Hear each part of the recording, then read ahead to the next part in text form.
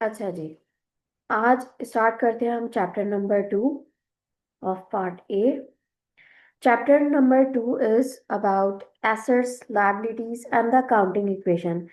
Chapter 1 हमने complete कर लिया था। उसमें कोई सवाल, कोई ऐसी चीज जो समझ में ना आए? क्लियर है सब?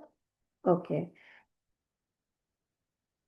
ठीक है जनाब। अब सबसे पहले इसमें हमने क्या समझना है, कुछ फंडामेंटल्स हमने पढ़ भी लिए थे। अकाउंटिंग के basic principles, basic concepts. Assets किसे कहते हैं, लायबिलिटीज किसे कहते हैं, रेवेन्यू किसे कहते हैं।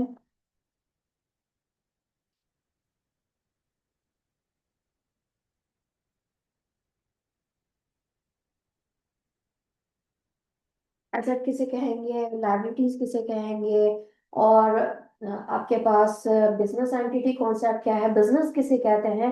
बिजनेस के कुछ प्रिंसिपल्स को भी हमने देखा था, जिसमें से एक हमारे पास डबल एंट्री बुक कीपिंग था। डबल एंट्री बुक कीपिंग का क्या मकसद था, क्या कहता है वो प्रिंसिपल? हम्म।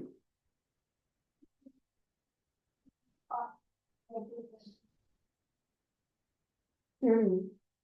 इसमें जिस तरह एसिड, डेबिट और क्रेडिट हमने पढ़ा था, डबल एंट्री बुक कीपिंग का मकसद क्या है? हर ट्रांजैक्शंस की डबल एंट्री बनती है। ठीक है। One is for debit side and one is for credit side. और डेबिट और क्रेडिट क्या होना चाहिए भाई? इक्वल होते तो होना चाहिए। इसी चीज को आप कहते हैं डबल एंट्री बुक कीपिंग। यानी हर ट्रांजैक्शन पे आप जितनी भी ट्रांजैक्शन कर रहे हैं, उसमें आप दो एंट्रीज बनते हुए अमूमन देखते हैं। सही है। अब ये डेबिट पर कब आती है, क्रेडिट पर कब आती है? हमने इसके लॉस प्रिंसिपल्स डिस्कस करे थे, ऐसे ही है। अच्छा, सबसे पहले हम चलो इसको रिवाइज कर लेते हैं। एसेट्स किसे कहते हैं, लायबिलिटीज किसे कहते हैं, और फिर वन बाय वन हम इसमें डिस्कस करते रहेंगे कि इसके क्या प्रिंसिपल्स थे, क्या लॉस थे। जल्दी से। एसेट्स। एसेट्स में करंट और नॉन करंट से पहले मुझे एसेट्स तो बताया, एसेट्स कहेंगे कैसे? और जो फायदा करता है ऐसे। हाँ, जिसमें जो ऑनरशिप और कंट्रोल में हो और वो हमें फायदा पहुंचाते हैं, उन तमाम रिसोर्सेज को बिजनेस में एसेट्स कहा जाता है। फिर करंट से मुराद, करंट से मुराद क्या है?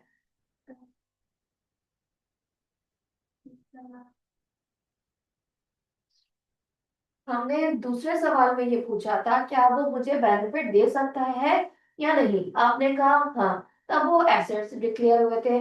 फिर जब इसके बाद हम ये देखते हैं, तीसरा सवाल ये होता है कि वो रिसोर्सेज हमें कितनी मुद्दत तक, कितनी टाइम लिमिट तक वो बेनिफिट दे सकते हैं। अगर तो वो एक साल के अंदर अंदर दे सकते हैं, तो बिजनेस के लिए वो क्या कहलाते हैं भाई? Current assets. और अगर वो एक साल से ज्यादा की मुद्दत तक वो आप बिजनेस को फायदा पहुंचाते रहते हैं, तो वो बिजनेस के लिए क्या होते हैं? Non current asset. जिसमें आपके पास हमने डिस्कस करा था फिल वक्त के लिए टेंजिबल एसेट्स को डिस्कस करा था। टेंजिबल और नॉन टेंजिबल को मैंने, सॉरी, टेंजिबल और इनटेंजिबल को मैंने उस टाइम पे डिस्कस नहीं करा था। जस्ट आपको मैंने करंट और नॉन करंट में डिफरेंस बताया था। तो हमने नॉन करंट में तमाम फर्नीचर की एग्जांपल्स ली थी। और फिर आपके पास व्हीकल्स थे, मोटर व्हीकल्स के अलावा आपके पास प्लांट मशीनरी, वो तमाम नॉन करंट में आपके पास दिख रहा था। करंट में एग्जांपल हमने ली थी जिसका भाई आप बिजनेस करते हो, गुड्स है, वो आपके पास करंट है। और इसके अलावा और क्या थे? कैश और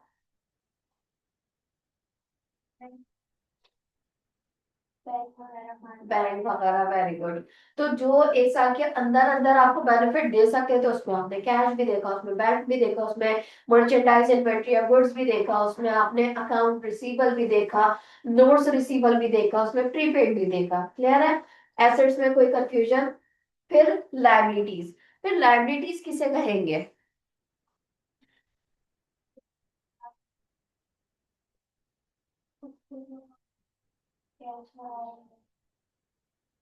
बिजनेस स्टार्ट करना है, कैश वगैरह लिए, तो उसको आप बिजनेस स्टार्ट करें तो हमारे पास कुछ पैसे ना हो, तो हम किसी को उधार, उधार आपने कहा। तो बिजनेस में लायबिलिटी से उधार मांगने को कहते हैं। फिर मुकम्मल बात बताया ना, जो मैंने आपको सारे एग्जांपल्स के साथ बताई थी, वो तमाम मुकम्मल बात आपकी लायबिलिटीज के लिए। क्या है वो? लायबिलिटीज किसे कहेंगे? सिर्फ उधार मांगना है? नहीं, ये तो आधी अधूरी बात थी। फिर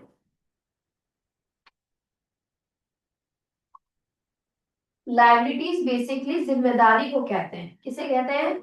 जिम्मेदारी को। अगर तो आपने किसी से पैसा पैसा कर्ज पे लिया है, तब आपकी जिम्मेदारी उसको अदा करने की है। इसी तरह आपने किसी इदारे की सर्विसेज ले ली है, यानी बिजनेस ने किसी की सर्विसेज ले ली है, तो हो सकता है वो इदारे की सर्विस ले, या फिर किसी इंडिविजुअल की, जैसे एम्प्लॉयज की। तो एम्प्लॉयज की सर्विस जब उसने ले ली, उनकी अदायगी करी नहीं, तो जब तक नहीं करोगे तब तक आपके सर पे वो जिम्मेदारी के तौर पर आएगा। इसी तरह आप किसी इदारे, जस्ट लाइक आपको मैंने एग्जांपल दी थी कि इलेक्ट्रिक की, गैस सप्लाईज की, तो आप क्या कर रहे हो, उनकी सर्विसेज ले रहे हो और बिल आ रहा है उसी महीने में, लेकिन अदायगी आप अगले महीने में करना चाह रहे हो। तो जब तक नहीं करोगे उस टाइम तक तुम्हारे सर पे क्या है, उसकी अदायगी करने की जिम्मेदारी होगी। तीसरी चीज क्या?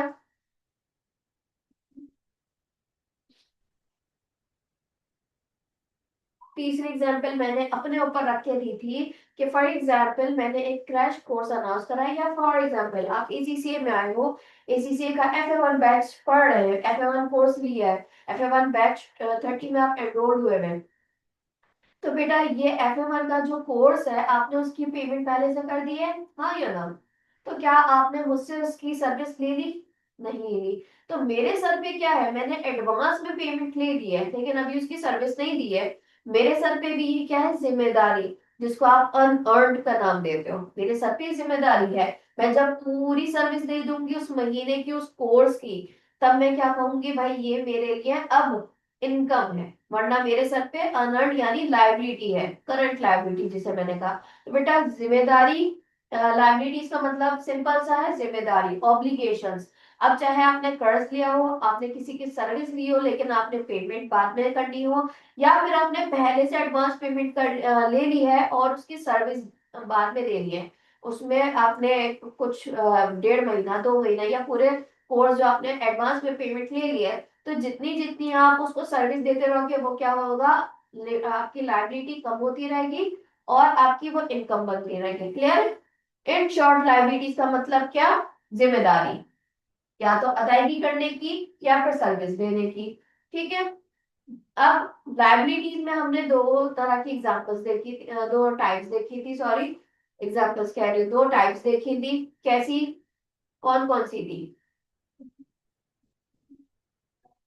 शायद वाला नहीं होना चाहिए। शायद अगर रहेगा तो फिर शायद हम पास हो जाएंगे या शायद फेल हो जाएंगे।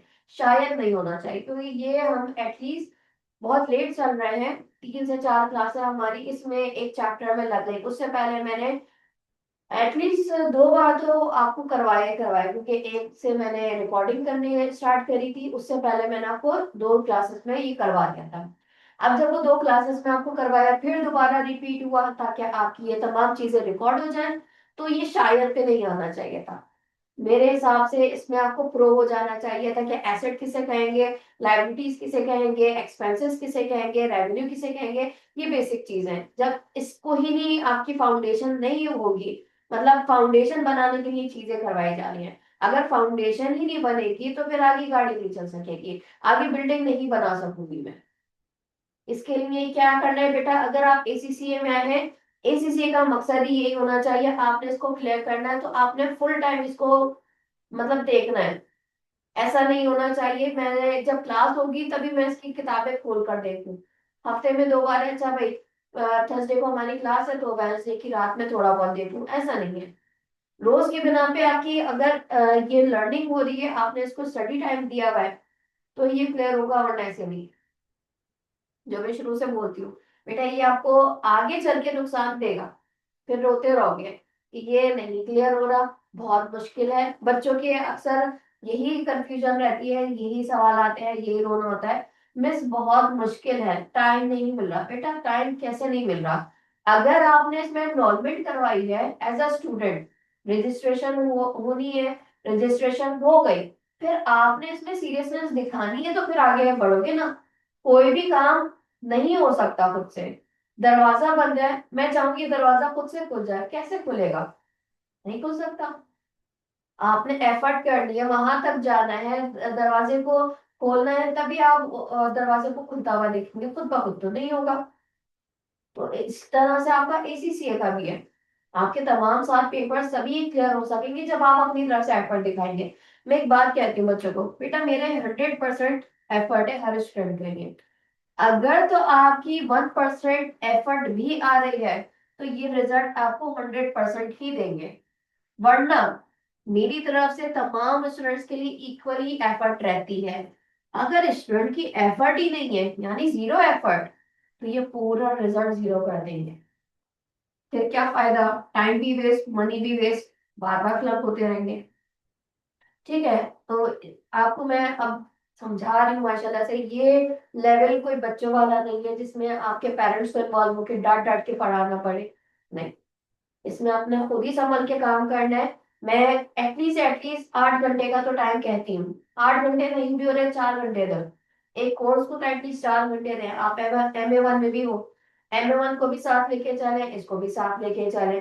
दोनों को इक्वल लेके चलेंगी, दोनों की साथ प्रिपरेशन होगी तो फिर आप पेपर दे सकेंगे। वरना अगर आप एक को छोड़ देंगे, इग्नोर कर देंगे, निग्लेक्ट करेंगे कि नहीं पहले मैं MA1 दे दूं, तब ये आपको मुश्किल लगेगा। फिर 3 महीने 4 महीने बाद आप पूछोगी कि मुझे ये नहीं आ रहा, कॉन्सेप्ट क्लियर नहीं हो रहा, फिर क्या करेंगे आप? दोबारा से क्लासेस लेंगी, फिर दोबारा उसी चीज को देखेंगे? नहीं बेटा, साथ साथ चलेंगी आप। तो अच्छा, लाइबिलिटीज हमने यह देखा किसे कहते हैं, ऑब्लिगेशंस को। इदारे की जिम्मेदारी है या तो पेमेंट देने की या फिर सर्विस प्रोवाइड करने की, या फिर अगर उसने कर्जा लिया है तो कर्जा वापस करने की। अच्छा भी, फिर हमने कहा कि दो तरह की लाइबिलिटीज होती है, एक को कहते हैं आप करंट लाइबिलिटीज और दूसरे को कहते हैं non current liabilities. Current liabilities किसे कहेंगे? जो आ नहीं जाए, जो साल के अंदर अंदर अदा कर सकते हैं, जिसको आप सेटल डाउन कर सकते हैं 1 साल के अंदर अंदर, यानी 12 महीनों के अंदर अंदर, उसको आप करंट लाइबिलिटीज कहते हैं। और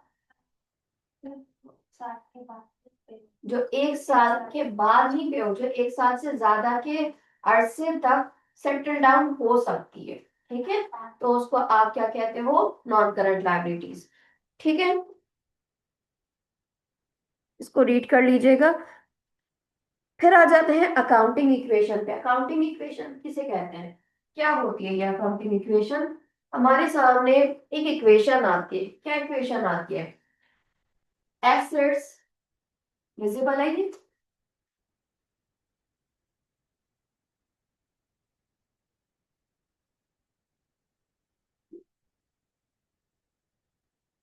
स्क्रीन पे देखना जरा, विजिबल है नहीं?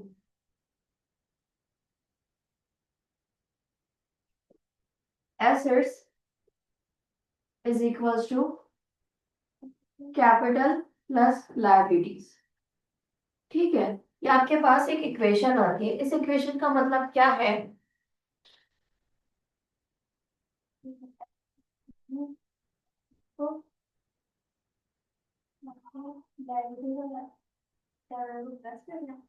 लायबिलिटीज और कैपिटल को प्लस करना है, और उस एसेट निकलेगा।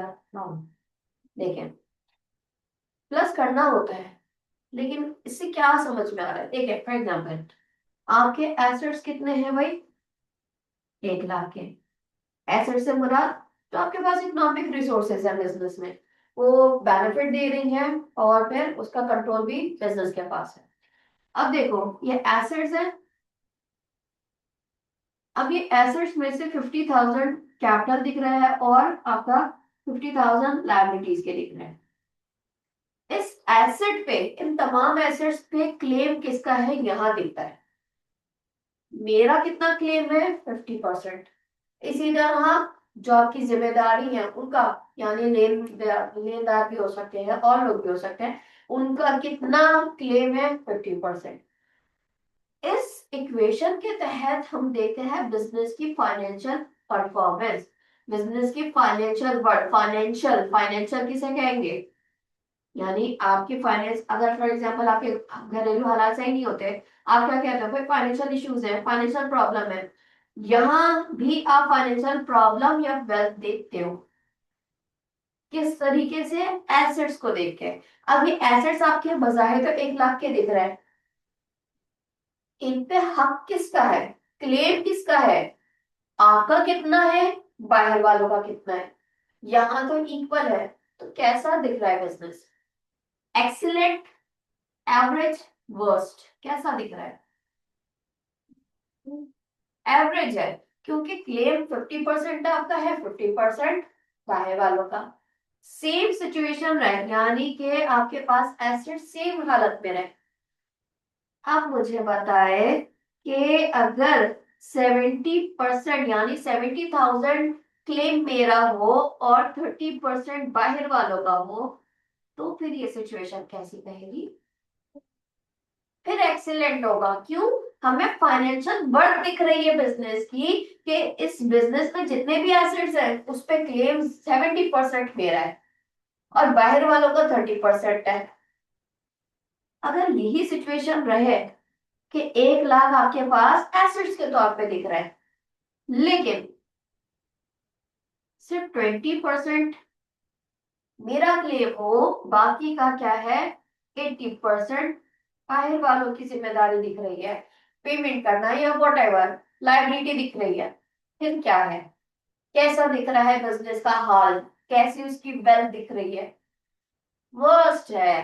कैसे पता चला? क्लेम से।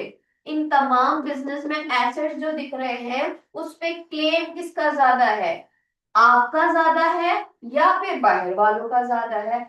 अगर तो बिजनेस का जितना भी एसेट है उसमें अगर क्लेम ऑनर का, यानी जितने भी ओनर या पार्टनर्स या शेयर होल्डर्स हैं उनकी कैपिटल साइड, इक्विटी साइड ज्यादा है, तो ऑब्वियसली उनका हक ज्यादा है, उनका क्लेम ज्यादा है। अगर लाइबिलिटी ज्यादा है तो इसमें दिख रहा है कि भाई ऑनर का इतना शेयर नहीं है, ऑनर का इतना हक नहीं है, तो इसका मतलब क्या है, बिजनेस की परफॉर्मेंस अच्छी नहीं, बिजनेस अच्छा नहीं परफॉर्म कर रहा है। एवरेज में भी आप क्या कर रहे होते हो, बहुत ज्यादा उसके हवाले से मैनेजमेंट क्या करता है, डिसीजन मेकिंग करता है कि हम इस सिचुएशन को कैसे इम्प्रूव कर सकते हैं इन फ्यूचर तक जाने के लिए। क्या हमारा बिजनेस अभी सरवाइव करने की पोजीशन में है, आगे इस तरह से ही चल सकेगा, नहीं चल सकेगा, हमें कहाँ इम्प्रूवमेंट लानी है, किस तरह से अपने एसेट्स को जो बढ़ रहे हैं या कम हो रहे हैं, आपके पास जितने एसेट्स हैं उस पे हम कैसे क्लेम ज्यादा ला सकते हैं, किस तरह से अपना जो कैपिटल है वो इंक्रीज कर सकते हैं, लायबिलिटीज को कैसे हमें डिक्रीज करना है, वो तमाम चीजें आप फिर सोचना शुरू करते हो। इसके लिए आप स्ट्रेटेजी बनाते हो, आप डिसीजन मेकिंग पर आते हो, आप नई नई चीजें इवैल्यूएट कर रहे हो, तो कि बिजनेस के हवाले से हमें ये काम करना चाहिए, वो काम करना चाहिए, ताकि बिजनेस हमारा ग्रो कर सके, सेटल हो सके। ठीक है, तो ये क्या है, बिजनेस में आपके पास अकाउंटिंग इक्वेशन दिख रही है। अब यही आपके सामने जब आगे बढ़ोगे, स्टेटमेंट जो हम बनाते हैं, स्टेटमेंट ऑफ फाइनेंशियल पोजीशन इसी को ब्रीफ करके बनाई जाती है। फिर आपने टोटल एसेट्स भी दिखाने होते हैं, उसमें करंट नॉन करंट आ जाएंगे। फिर इक्विटी साइड में भी आपके पास कैपिटल इसी तरह दिखेगा, कैपिटल पूरा आप बनाते हैं, कैपिटल की पूरी जो स्टेटमेंट है वो ही बनाते हैं स्टार्टिंग, फिर आपने अगर एडिशनल इन्वेस्टमेंट करी है वो भी ऐड होती है। देन फिर प्रॉफिट एंड लॉस, या तो प्रॉफिट अगर है तो वो ऐड होगा, अगर लॉस है तो माइनस होता है, और अगर ड्राइंग है वो भी माइनस होके आपके पास इनडायरेक्ट कितना कैपिटल बच रहा है। फिर लायबिलिटीज भी इसी तरह दिखाई जाती है, करंट नॉन करंट दोनों। जब आपके पास वो तमाम चीजें सॉल्व हो जाती है तो कैपिटल और आपकी लायबिलिटीज को जब सम अप करते हैं, फॉर एग्जांपल जैसे हमने यहाँ देखा, कैपिटल आपका एंड में 50,000 था, इसी तरह टोटल लायबिलिटीज करंट और नॉन करंट को मिला के 50,000, तो जब आप इन दोनों का सम अप करेंगे एसेट्स के बराबर आना चाहिए। This is called accounting equation. यही अकाउंटिंग इक्वेशन आगे जाके स्टेटमेंट ऑफ फाइनेंशियल पोजीशन बनती है। यार अब इस के तहत हम बिजनेस में कहते हैं accounting is the language of business. क्यों? बिजनेस की जबान क्या बता रही है बिजनेस पर्संस को, बिजनेस की हालत कैसी है, एवरेज है, एक्सीलेंट है, वर्स्ट है। ये बताता है। अब इसके तहत इन्वेस्टर्स भी आपको देख रहे होते हैं, इसके तहत आपके सप्लायर्स आपको देख रहे होते हैं, आपके कस्टमर्स आपको देख रहे होते हैं, इवेल्युएट कर रहे होते हैं आपकी सिचुएशंस को। आपके मैनेजर्स अपनी अपनी सिचुएशन को इवेल्युएट कर रहे होते हैं, बिजनेस ओनर्स अपने बारे में डिसीजन ले रहे होते हैं। तो ये तमाम कैसे डिसीजन मेकिंग इन्हीं चीजों के फाइनेंशियल वर्ड देख के फिर आप काम करते हो। कुछ लोग आपसे जुड़ेंगे, कुछ लोग आपसे चले जाएंगे, साथ छोड़ देंगे आपकी हालत देख के। क्लियर है? अच्छा जी, यहाँ पे फिर हमारे पास क्वेश्चंस आ रहे हैं, समझाने के लिए है, लेकिन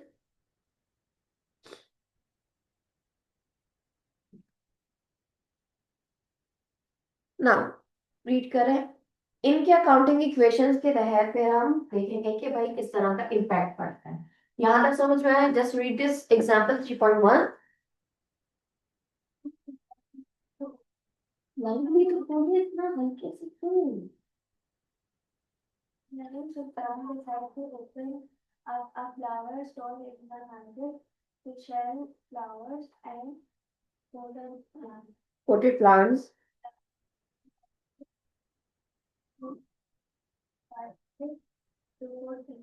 Dollars to put into her business. The business can be drawn out what it's on and what it owes. The business begins by owning the cash that William had put into it to 2,500, thus it owes everything done after. अच्छा भाई, क्या लिखा हुआ है? Example है, accounting equation से relate कर रही है, आपको इम्पैक्ट दिखाया जाएगा। हर ट्रांजैक्शन के डुअल इफेक्ट कैसे होते हैं, कैसे इस अकाउंटिंग इक्वेशन पे वो इफेक्ट डालता है। ठीक है, क्या डेट है भाई? July 1st 2007। Neelam Sultan decides to open up a flower stall in the market. कौन सा स्टॉल है भाई? कैसा बिजनेस करना चाह रही है वो? फ्लावर का बिजनेस करना चाह रही है, फ्लावर स्टॉल वो खोलना चाह रही है। To sell flowers and potted plants, she has $2,500 to put into her business. उनके पास कितने डॉलर्स हैं कि वो बिजनेस में इन्वेस्टमेंट कर सकें? 2,500। ठीक है, क्या इसमें बिजनेस जो चला रही है वो ये खुद ओन कर रही है, या फिर इन्होंने किसी से ओ करा है? ओ का मतलब है कर्जा लिया है, क्रेडिटर को वापस पे करना है, या फिर खुद ओन करा है कि इन्होंने खुद से इन्वेस्टमेंट करी तो ओन करा है ऑब्वियसली। अब इसकी ट्रांजैक्शन कैसी दिखेगी बिजनेस की अकाउंटिंग इक्वेशन पे? आ जाए इम्पैक्ट देखते हैं। ठीक है, ये हमारे पास बिल्कुल एज इट इज वैसे इक्वेशन आ रही है जो हमारे पास हमने अभी देखी थी एग्जाम्पल के तौर पे। ना अकाउंटिंग इक्वेशन में क्या दिखाया गया है? एसेट्स किसके बराबर है? कैपिटल प्लस लायबिलिटीज के। कितनी इन्वेस्टमेंट थी इनके पास? $2,500 से। अब $2,500 क्या है? कैश है। कैश क्या है बिजनेस के लिए? एसेट एक्सपेंस रेवेन्यू क्या है ये? एसेट है। कौन सा एसेट है? Current asset. कौन सा एसेट है? बिजनेस में ये इंक्रीज हो रहा है या डिक्रीज हो रहा है? इंक्रीज हो रहा है, इसका मतलब है बिजनेस में एसेट इंक्रीज हो रहा है 2,500 से। अब ये इंक्रीज होने का रीजन, रीजन इन्वेस्टमेंट करके ऑब्वियसली। जब इन्वेस्टमेंट करते हैं तो उसको क्या कहा जाता है? कैपिटल। बिजनेस में जब ओनर अपने बिजनेस में इन्वेस्टमेंट करता है तो वो क्या कहलाता है? कैपिटल। कैपिटल कितना इंक्रीज हो रहा है यहाँ पे? 2,500। अब यहाँ देखें, एसेट कितने हैं? 2,500। लाइबिलिटी जीरो है, तो आपके पास इक्विटी साइड इक्वल दिख रही है। यहाँ पे भी कितने आ रहा है? 2,500। यहाँ पे भी कितना आ रहा है? 2,500। क्लियर है? Any confusion? दोनों साइड पे जब आप कैपिटल और लायबिलिटी को जब दोनों को ऐड ऑन करेंगे तो आपके पास कितना आना चाहिए? सेम एसेट्स के इक्वल आना चाहिए। अभी यहाँ पे जीरो है लायबिलिटी, लेकिन आपके पास कैपिटल 2,500 ही है, जैसे आपने एसेट्स में देखा। यहाँ तक कोई कंफ्यूजन? जीरो होनी नहीं चाहिए, जीरो नहीं होनी चाहिए। कहा ये गया है क्या? कैपिटल और लायबिलिटी को अगर जैसे फॉर एग्जांपल यहाँ पे आपके पास 2,500 एसेट्स हैं, अगर तो ये आपने 2,000 इन्वेस्टमेंट करी, 500 आपने क्या कहते हैं उधार लिया होता, तो तब आपके पास इक्वली दिखता। लेकिन यहाँ पे अभी फिलहाल कोई इन्होंने कुछ नहीं लिया हुआ है, लाइबिलिटी जीरो नहीं होनी चाहिए। हमने कहा दोनों को जब सम अप करेंगे कैपिटल और लाइबिलिटी को, तो आपका एसेट्स के बराबर आना चाहिए। यहाँ पे कोई सर अभी जिम्मेदारी नहीं है, क्योंकि उन्होंने ना कर्ज लिया है ना कुछ करा है, सिर्फ उन्होंने इन्वेस्टमेंट करी है। तो आपको दिख रहा है कि एसेट्स किसके बराबर है, दूसरी साइड के कैपिटल के बराबर है। क्लियर है यहाँ तक? अच्छा, फिर वही एग्जांपल कंटिन्यू हो रही है, आगे पढ़े क्या लिखा है 3.2 में।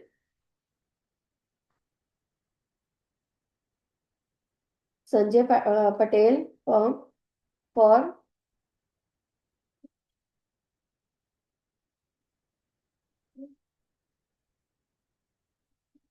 जी, न्यू कमेंट गार्डन होलसेल।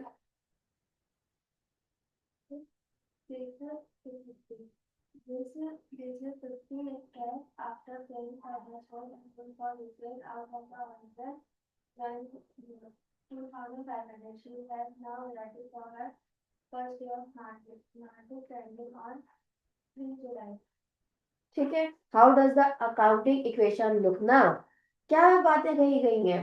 पहली बात से हम गौर करना, नीरव सुल्तान परचेजेस अ मार्केट स्टॉल। भाई उसने अगर फ्लावर शॉप ओपन करनी है तो उसके पास शॉप तो होनी चाहिए, कोई स्टॉल होना चाहिए, कोई प्लेटफॉर्म होना चाहिए। अगर वो मार्केट में आ रही है तो उन्होंने क्या करा, परचेज करा। क्या करा, परचेज, स्टॉल परचेज करा। तो जो बिजनेस में एसेट आया था, कितना आया था, 2500 का एसेट आया था। इस एसेट में से उन्होंने क्या कर दिया, 1800 का स्टॉल परचेज कर लिया। ठीक है, यहां तक बात क्लियर हुई?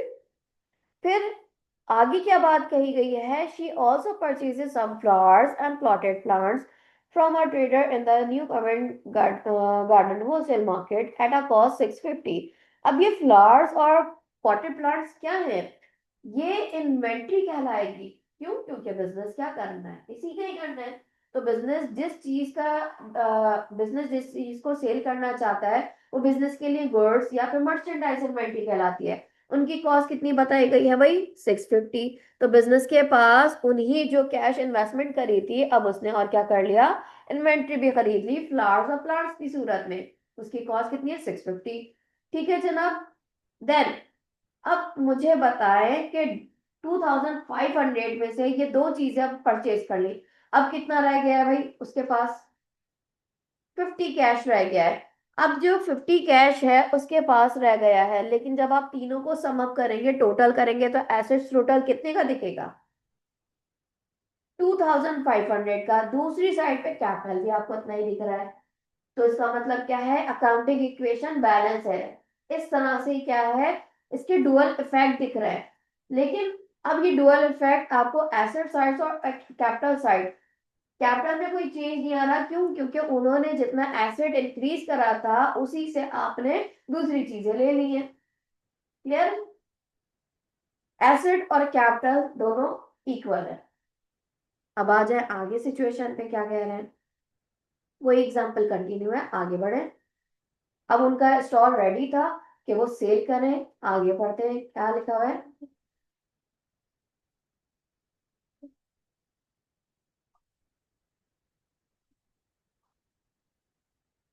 अब जितने उन्होंने क्या कहते हैं इन्वेंट्री ली थी, जितने फ्लावर्स एंड प्लांट्स खरीदे थे, तो उनके लिए क्या हुआ, बहुत अच्छा दिन गुजरा। उन्होंने कितने पे सेल कर दिया भाई इसको, 900 कैश पे। कितने भाई, 900 क्या है इसकी सेलिंग प्राइस है, क्या है सेलिंग प्राइस। उसकी कॉस्ट कितनी थी, 650 इसकी कॉस्ट थी। तो जब आप 900 में से 650 माइनस करते हैं, कितना डिफरेंस आ रहा है जी,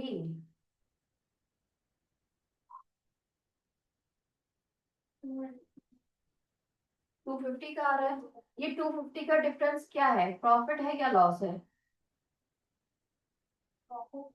प्रॉफिट है। कैसे पता चल रहा है प्रॉफिट है,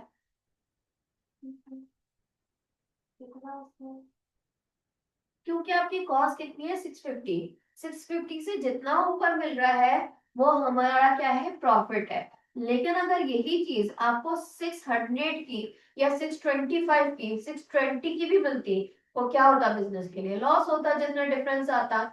तो कॉस्ट से कम लॉस, कॉस्ट से ज्यादा क्या है? प्रॉफिट। आपने एक लाइन भी पढ़ी होगी, इनकम ओवर एक्सपेंडिचर।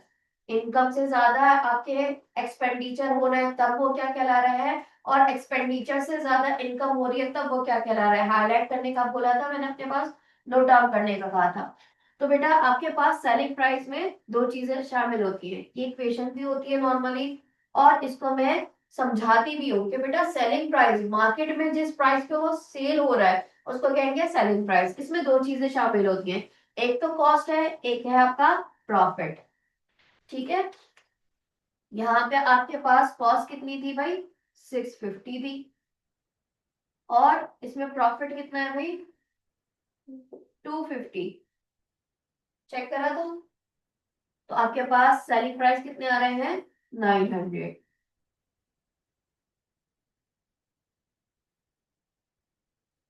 कह रहे, यहाँ तक समझ में आया? इसी चीज को फिर हमने इस तरह से करके बता दिया कि भाई हमारे पास, देखो इक्वेशन को ही हमने मॉडिफाई करके चेंज कर देते हैं। सेलिंग प्राइस हमें पता था, प्रॉफिट नहीं पता, तो आपने क्या करा था? मैथ्स आपको आती होगी। 900 आपको पता है, 900 में से आपने कॉस्ट माइनस कर दी, तो ये आपके पास क्या निकल कर आ गया था? प्रॉफिट आ गया था। सेम वही चीज। इसी तरह अगर आपको कॉस्ट ना पता हो तो क्या करेंगे? 900 में से आप प्रॉफिट माइनस कर देंगे, इनके साथ आप, अगर आपको प्रॉफिट बताए तो आपके पास क्या आ जाएगा? 650 उसकी कॉस्ट आ जाएगी। मैथ्स इक्वेशन भी आ जाती है। अगर आप इसको समझो तो क्या है, सेलिंग प्राइस में दो चीजें शामिल हैं, एक कॉस्ट, एक आपकी प्रॉफिट। अगर आपको कॉस्ट नहीं मालूम है तो कॉस्ट भी आप फाइंड आउट कर सकते हैं, अगर आपको प्रॉफिट ना मालूम हो तब आप प्रॉफिट भी मालूम कर सकते हैं, अगर लॉस भी है तो वो भी फाइंड आउट हो सकता है। क्लियर है? कैसे पता चलेगा? आप कॉस्ट को देखेंगे, अगर तो कॉस्ट से मुझे ज्यादा मिल रहे हैं तो वो आपके लिए प्रॉफिट है, अगर मुझे कॉस्ट से कम मिल रहा है तो वो आपके लिए ऑब्वियसली लॉस है। यहाँ तक कोई सवाल? अच्छा जी। हमने ये देखा कितना भाई इसको डिफरेंस मिल रहा है, कितना प्रॉफिट मिल रहा है? 250 का। आगे बढ़े, क्या लिखा हुआ है?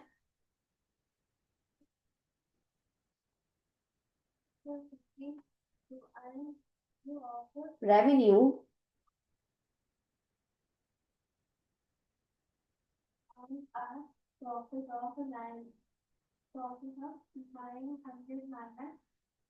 Six fifty. वही चीज मैंने आपको बताई है, सेलिंग प्राइस कितने थे? 900। उसमें से आपने कॉस्ट माइनस करी 650 की, तो आपके पास जो डिफरेंस आ रहा है 250 का, वो क्या है? आपके पास प्रॉफिट है ऑन द डेज ट्रेडिंग ना। आगे क्या लिखा है? How do we reflect this in the accounting equation? अब इसको कैसे रिफ्लेक्ट करा जाएगा, आए देखते हैं।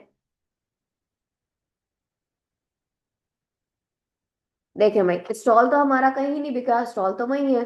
ठीक है, 1800 का हमारा स्टॉल था। अब जो हमने जितनी इन्वेंट्री खरीदी थी पूरी की पूरी सेल हो गई, इसका मतलब है नील हो गई, जीरो हो गई। उस इन्वेंट्री को बेचने के बाद आपके पास कितना अमाउंट आया? 900। पहले से आपके पास कितना था? 50 था। 900 प्लस 50 कितना हो जाएगा? 950। तो आपके पास इन्वेंट्री चली गई, लेकिन इन्वेंट्री के बदले में क्या आ गया? कैश आ गया। कैश बिजनेस के लिए एसेट है, एसेट क्या हो रहा है? इंक्रीज हो रहा है। 50 में आपने 900 ऐड करा, तो आप यहाँ जब टोटल करोगे 1800 प्लस 950, तो आपके पास कितना आ जाएगा? 2750। क्लियर है? इतना ही आपके पास इस इक्वेशन में भी, इक्वेशन की दूसरी साइड पर भी आना चाहिए। यहाँ पे लाइबिलिटी का कोई जिक्र नहीं है, इसका मतलब है तमाम काम फिर आपका कैपिटल में हुआ होगा। अब देखें, कैपिटल आपने इन्वेस्ट कितना करा था शुरू में? 2500। आपका जो प्रॉफिट है वो क्या होता है? ऐड होता है। इसी तरह अगर आपका लॉस है तो माइनस होता। क्लियर है? तो आपने 2500 में जो प्रॉफिट निकल कर आया है वो आपने यहाँ ऐड करा है। कितना था भाई? 250। 2500 में 250 आपने ऐड करा तो कितना हो गया? 2750। यहाँ पे भी आपका 2750 आ रहा है। क्लियर है? आगे बढ़ते हैं। अच्छा, increase in net asset. Net asset किसे कहते हैं भाई? नेट एसेट आप उसे कहेंगे जब एसेट्स में से, टोटल एसेट्स में से आप टोटल लाइबिलिटीज मालूम कर लें। वो क्या कहलाएगा आपके पास, नेट एसेट। इसको अपने पास लिख लीजिएगा।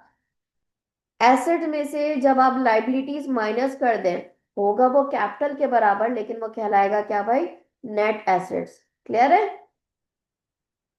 अब यहाँ पे इंक्रीज हो रहा है कि डिक्रीज हो रहा है ये मालूम करना है। देखें, स्टार्ट ऑफ द डे यानी at the beginning of the day कितने थे, 2500। At the end of the day, दिन के आखिर में कितने हो गए, 2750। ये इंक्रीज हो रहा है या डिक्रीज हो रहे हैं, इंक्रीज हो रहा है। और हमने ये देखा भी कितने से इंक्रीज हो रहा था, 250 से हो रहा था।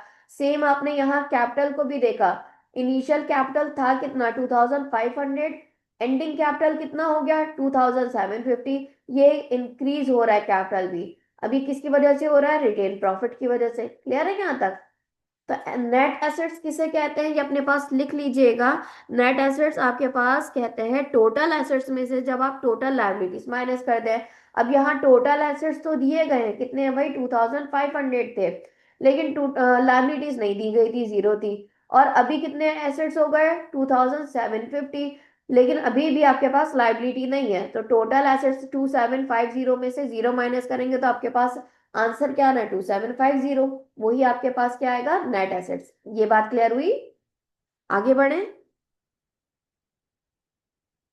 देखें, इसी तरह से आपके पास अकाउंटिंग इक्वेशन भी आ गई। नेट एसेट्स कितने हैं भाई आपके पास, स्टार्टिंग पीरियड पे 2500 थे। इसमें क्या हुआ, कितना इंक्रीज हुए एसेट्स, 250। टोटल नेट एसेट्स कितने हो गए भाई, 2750। इसी तरह दूसरी तरफ आ जाए। दूसरी तरफ क्या था, आपने इनिशियली कितना कैपिटल इंट्रोड्यूस करा था, 2500। फिर क्या हुआ भाई, आपके पास जितना प्रॉफिट आया था उसको आपने ऐड ऑन करा, कितना प्रॉफिट आया था, 250। तो टोटल कैपिटल कितना हो गया आपके पास, 2500 प्लस 250 कितना हो गया, 2750। क्लियर है यहाँ तक। वही चीजें हैं, नथिंग एल्स। देन फिर ड्राइंग किसे कहते हैं, हमने ये ड्राइंग भी पढ़ा था, किसे कहेंगे ड्राइंग।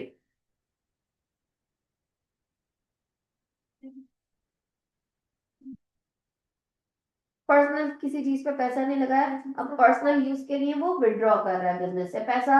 भी निकाल सकता है, वो फर्नीचर भी विड्रॉ कर सकता है, वो इन्वेंट्री भी विड्रॉ कर सकता है। किसी भी पर्सनल यूज के लिए वो कुछ भी निकाल रहा है बिजनेस से, चाहे वो कैश हो, वो फर्नीचर हो, वो मशीनरी हो, तो वो क्या कहलाएगा, ड्राइंग। ना, इसी चीज को आगे उन्होंने एग्जाम्पल के थ्रू समझाया। अगर ड्राइंग होती है बिजनेस में तो फिर वो किस तरह से अकाउंटिंग इक्वेशन को इफेक्ट करेगी। Now read 3.6 example.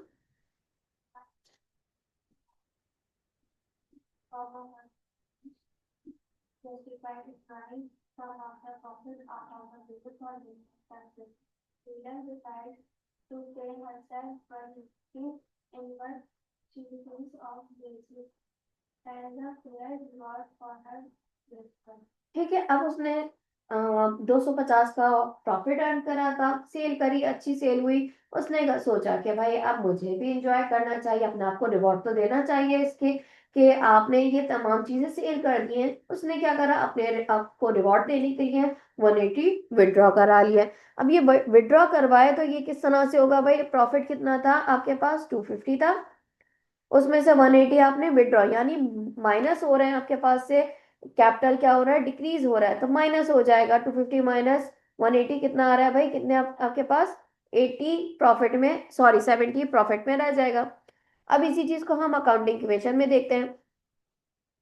स्टॉल 1800 का था, आपके पास 950 कैश की सूरत में था। कैश जब माइनस हो रहा है 180 से, तो आपके पास एंड में कितना कैश रह गया, 770। तो टोटल एसेट्स कितने हो गए आपके पास, टोटल एसेट्स कितने हो गए आपके पास, 1800 प्लस 770। आप टोटल तो करें, टोटल करें अपने पास।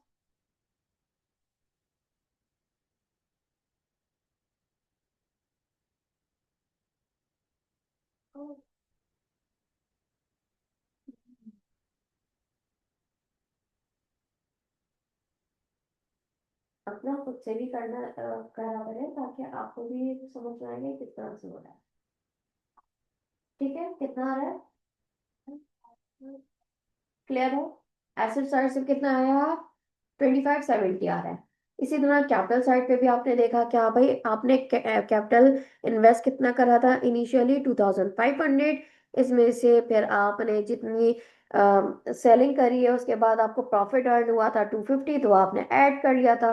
250 ऐड करने के बाद फिर आपने अब जाके इसमें से ड्राइंग कर रहे हैं 180 की, तो क्या हो गया, माइनस हो गया। जब आप टोटल करेंगे 2500 प्लस 250 माइनस 180, तो आपके पास यहाँ पे भी कितना आ जाएगा, 2570। यहां तक कोई इशू क्लियर है ये? तो बेटा आपके पास इस तरह से अकाउंटिंग में जितनी भी ट्रांजैक्शंस होती हैं वो इस तरह से अकाउंटिंग इक्वेशन को इफेक्ट करती हैं। यहां तक कोई सवाल समझ में आया कि अकाउंटिंग इक्वेशन में जब एसेट आपका इंक्रीज होता है तो फिर किस तरह से काम किया जाता है, डिक्रीज होता है तो कैसे करा जाता है, नेट एसेट्स किसे कहेंगे, इन्वेस्टमेंट करते हैं तो किस पे क्या असर होता है, ड्राइंग करेंगे तो किस किस पे क्या असर होगा। क्लियर हुआ ये? ये इक्वेशन अब आपने खुद से करके दिखानी है, आपके पास ये ट्रांजैक्शंस क्वेश्चंस में दिए गए हैं। ठीक है, क्या लिखा है, try to explain the dual effects of each of the following transactions. There are 5 transaction, A B C D and E. अच्छा, क्या लिखा हुआ है, a business receives a loan of $5,000 from its bank. Business ने receive करा loan bank से, तो क्या होगा अकाउंट इक्वेशन पे उसकी इफेक्ट। फिर बी में क्या लिखा है, a business pays $800 cash to purchase goods for resale. Now see, the proprietor of a business removes $50 from the till to buy her husband a birthday present. D, a business sells goods costing 300 at a profit of $140. A business repays a 5,000 bank loan plus interest to 70। क्या होंगी इसकी accounting equation? मैं आपको 5 minute का, चलो 10 minute ले रहा, लेकिन इसको इसी तरह से जैसे अभी तक हमने अकाउंटिंग इक्वेशन को करते हुए देखा वैसे आप काम करके मुझे बताएं।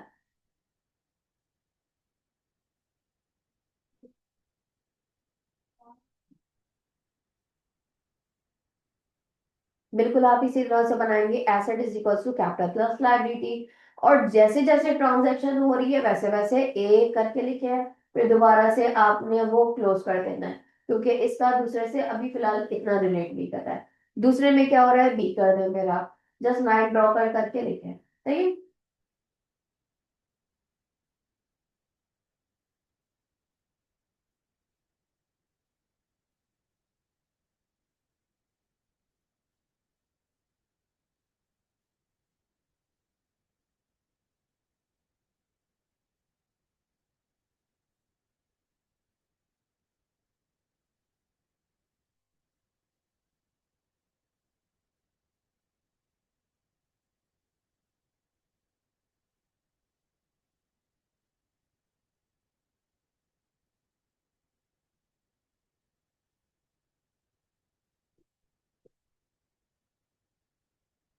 तो ये हमारे पास इसमें लॉन भी है ना, जी, ये हमारे पास डेफिनेट में है कैपिटल में है।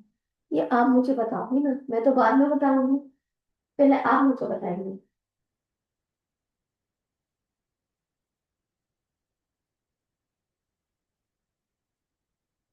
क्योंकि ये चीजें तो हम डिस्कस कर चुके हैं, लोन क्या होता है, कैश किसे कहेंगे, और आपके पास एक्सपेंसेस किसे कहेंगे, एसेट किसे कहेंगे। ठीक है, एग्जांपल के साथ मैंने आपको बताया सर्विस एक्सपेंस क्या होता है, डेप्रिसिएशन किसे कहेंगे, बैड डेट किसे कहेंगे, प्रीपेड किसे कहेंगे, एक्रूड किसे कहेंगे, ये चीजें हमने बिल्कुल स्टार्टिंग में डिस्कस कर ली है, और बहुत ब्रीफली करी है। इसी वजह से करी है तब कि आपके पास जब इस तरह के नाम आए तो आपको समझ में आ जाए कि है बिजनेस के लिए क्या चीज।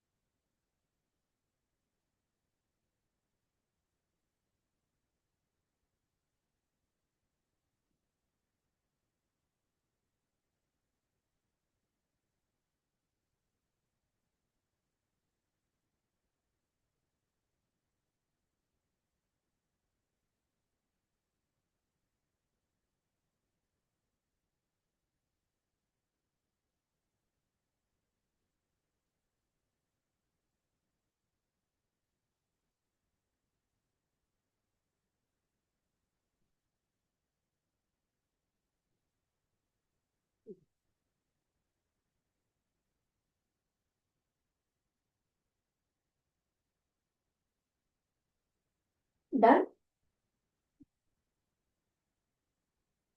जो आ रहा है वो करें फिर आप।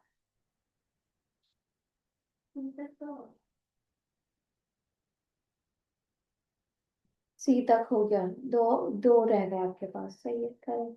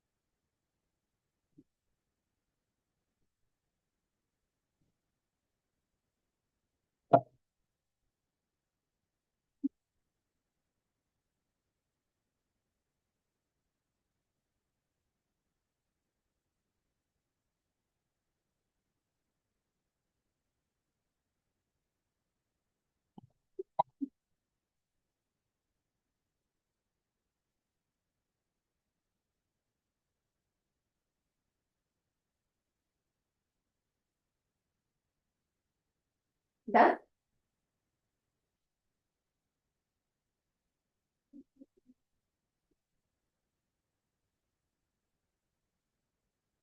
जो फाइव जो 5,000 है, ये बिजनेस रिप्लेस आ 5,000 बैंक लोन। तो उसने लोन लिया, मतलब वो उससे पहले ट्रांजैक्शन पे तो दिया था उसने, तो उसने तब वो वापस कर दी।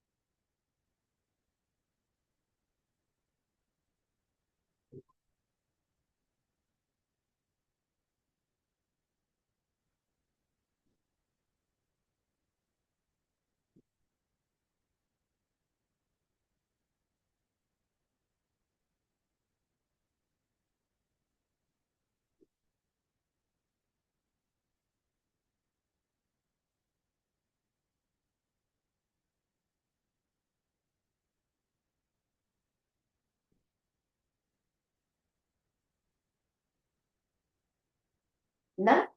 अच्छा जी। अब देखें क्या लिखा हुआ है। A business receives a loan of $5,000 from its bank। क्या एंट्री बना, क्या आप इसने बना, आपने बनाया इसको।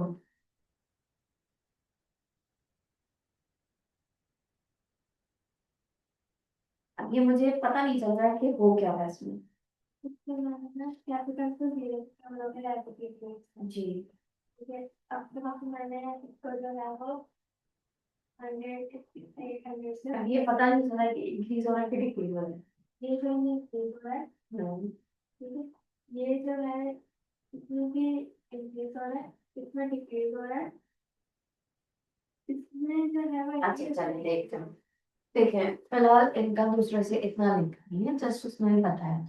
देखिए पहली ट्रांजेक्शन में क्या है, बिजनेस ने लोन लिया है।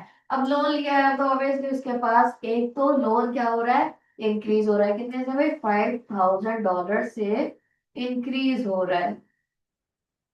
दूसरी और क्या चीज इंक्रीज हो रही है, कैपिटल पे कोई असर नहीं हुआ फिलहाल। और एसेट भी क्या हो रहा है, इंक्रीज हो रहा है, कितने से भाई, $5,000 से। क्लियर है। इसके बाद दूसरी है, दूसरी क्या चीज लिखी हुई है, उन्होंने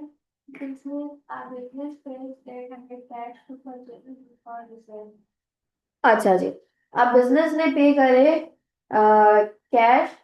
क्यों इसने पे करे कैश, क्योंकि उसने परचेज करे गुड्स। अब आप बी ट्रांजैक्शन में एक चीज पहले तो क्या हो रहा है, डिक्रीज हो रहा है, क्या हो रहा है भाई, डिक्रीज हो रहा है क्या, एसेट डिक्रीज हो रहा है, डिक्रीज हो रहा है एसेट कितने से भाई, $800 से। अब ये $800 से डिक्रीज क्यों हो रहा है, क्या उसने कैपिटल निकाला है, कैपिटल में से निकाला है, नो। फिर क्या उसने लाइबिलिटी पे करी है, नो, कुछ नहीं करा। तो इसका मतलब क्या है, ये क्यों उसमें दिख रहा है, क्योंकि इसने जो कैश पे करा है उसके बदले में इसने इन्वेंट्री परचेज करी है। तो यहाँ क्या दिख रहा है, दोनों साइड पे कोई असर नहीं हो रहा। और जो जितना पैसा उसने पे करा है उसके बदले में इन्वेंट्री परचेज करी है, तो जितना डिक्रीज हो रहा है उतना ही इंक्रीज हो रहा है। क्लियर है, सिर्फ एसेट साइड पे इसका इम्पैक्ट हो रहा है। यहाँ तक कोई सवाल। फिर आ जाए तीसरी सिचुएशन पे, तो आपने जो ऊपर 5000 लिखा है उसका कुछ लेना देना नहीं है। बस हमने ट्रांजैक्शंस को देख के उसका इफेक्ट देखना है कि एसेट पे हुआ है कि कैपिटल पे हुआ है कि लायबिलिटी पे हुआ है, किस पर हुआ है। क्योंकि अगर आपको ट्रांजैक्शन का इफेक्ट समझ में आ गया, उसको आपने ये चीज देखना आ गई कि जब अगर इस तरह की सिचुएशन हो तो मुझे क्या करना चाहिए, तो फिर आपको डुअल इफेक्ट समझ में आ जाएगा कि डुअल इफेक्ट दोनों तरफ हो रहा है या फिर किसी एक ही जगह पे उसका इम्पैक्ट डल रहा है, अकाउंट इक्वेशन में क्या हो रहा है। तीसरी बात क्या लिखी गई है भाई, the proprietor of a business removes $50 from the till to pay her husband a birthday gift. भाई उन्होंने बर्थडे गिफ्ट लेने के लिए क्या कर दिया, उसने विड्रॉ कराया है, तो विड्रॉ हो रहा है सीरियस, ये एक सी सिंपल सी चीज है। कितना भाई, $50 कैश की सूरत में बिजनेस में से भी डिक्रीज हो रहा है। साथ ही साथ अब ये है किसका, ऑनर का, तो ऑनर क्या कर रहा है, डिक्रीज कर रहा है। तो इस वजह से कैपिटल भी क्या हो रहा है, $50 से डिक्रीज हो रहा होगा। फिलहाल यहाँ पे कोई इम्पैक्ट लायबिलिटी पे नहीं आ रहा। क्लियर है ना। आगे क्या लिखा हुआ है, C. Business sales goods costing $300 at a profit of 140। मैंने आपको कहा था कि सेलिंग प्राइस में दो चीजें शामिल होती है, यहाँ पे उन्होंने सेलिंग प्राइस नहीं बताया, लेकिन उन्होंने क्या चीज बता दी है, कॉस्ट कितनी है उसकी, कॉस्ट और प्रॉफिट बताइए। कॉस्ट कितनी है भाई, 300, और प्रॉफिट कितना बताया है, 140 बताया है, लेकिन सेलिंग प्राइस नहीं बताई। तो क्या हम इसकी मदद से फाइंड आउट कर सकते हैं कितनी सेलिंग प्राइस होगी, कितनी है भाई, ठीक है, 440 उसकी सेलिंग प्राइस है। अब टोटल उसको सेल करने की वजह से कितना मिल रहा होगा पैसा, 300, फिर 140, फिर टोटल मिल रहा होगा ना, कॉस्ट से थोड़ी आप रिकवर करोगे।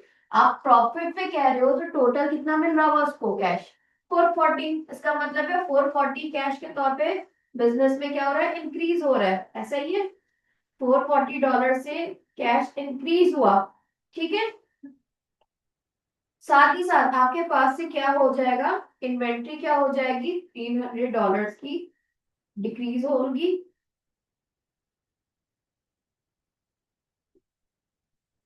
$300 की क्या होगी भाई, डिक्रीज हो जाएगी। साथ साथ हमने देखा था, क्या चीज देखी थी, जो आपके पास 140 है, ये 140 भी कहाँ इंक्रीज होंगे, कैपिटल साइड पे। क्लियर, ऐसा ही है। अच्छा, फिर हम्म, आपने पेमेंट वापस कर दी, जो ली थी आपने 5,000 का अपने सर पे, और वो अब आप पे कर रहे हो।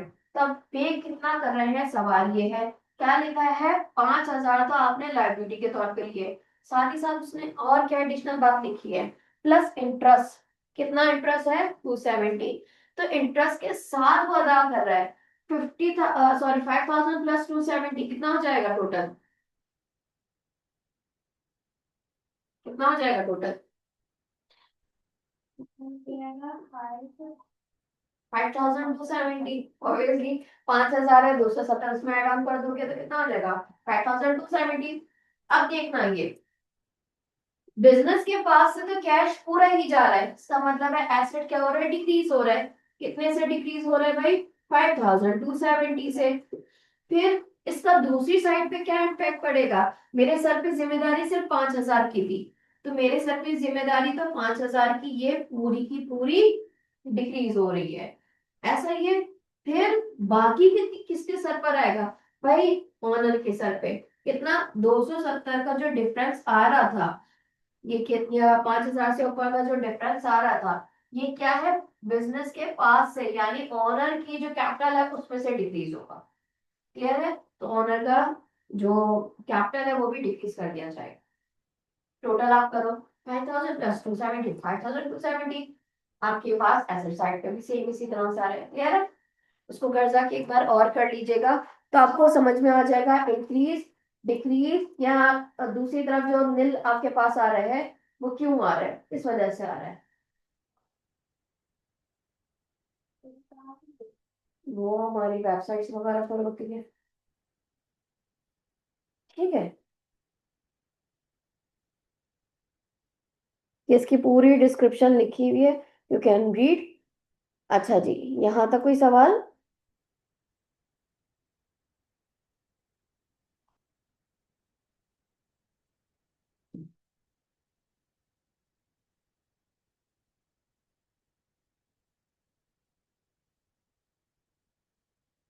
फिर आ जाते हैं आगे के टॉपिक पे। अब ये आगे का टॉपिक क्या है, किस तरह से हो रहा है? देखें, हमारे पास जो गुड्स हैं वो ऑन द स्पॉट भी कस्टमर से पेमेंट ले ली जाती है, उनके उनके सेल करने की वजह से। सम टाइम ऐसा होता है हम भी क्या करते हैं, आपने जैसे ही परचेज करा फौरन से पेमेंट कर दी। और ये मैंने बताया था, जब ऑन द स्पॉट पेमेंट आ जाती है या आप कर देते हो, या क्या ये कहलाती है सेल्स ऑन कैश और परचेज ऑन कैश। फिर दूसरी चीज क्या, सम टाइम आप सेल्स तो करते हो लेकिन कस्टमर आपको बाद में पेमेंट देने का कहता है, तब आप क्या कहते हो? Sales on credit. क्या कहते हो भाई? Sales on credit. सेम इसी तरह से आप कहते हो परचेज आपने करा लेकिन पेमेंट आपने बोल दिया महीने बाद, 30 दिन बाद, या फिर 2 दिन, 10 दिन बाद, 2 महीने बाद, 6 महीने बाद, जो भी दोनों के एग्री हो जाता है, तो आप कहते हो कि हम तब पेमेंट कर देंगे। आप इस ट्रांजेक्शन को क्या कहते हो? परचेज ऑन क्रेडिट, या फिर ऑन अकाउंट भी कहा जाता है। सेल ऑन अकाउंट भी कहा जाता है, सेल ऑन क्रेडिट भी कहा जाता है। बेसिकली हम क्रेडिट के नाम पे इसको ज्यादा जानते हैं। क्रेडिट का मतलब है लेटर पेमेंट, यानी बाद में पेमेंट मिलनी है या बाद में पेमेंट आपने करनी है। तो अगर इस तरह की सिचुएशन होती है, आप इसको कैसे रिकॉर्ड करते हो? आप इसको अकाउंट्स रिसीवेबल, क्या? अकाउंट्स। अच्छा, अगर तो मैं ट्रेड की बात कर रही हूँ, यानी मैंने गुड्स बेचे, तो नॉर्मली मैं ट्रेड रिसीवेबल भी लिख सकती हूँ।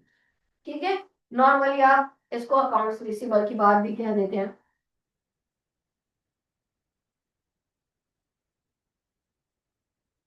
अकाउंट रिसीवेबल क्या है? मेरे और कस्टमर के दरमियान एक वर्बल कॉन्ट्रैक्ट है।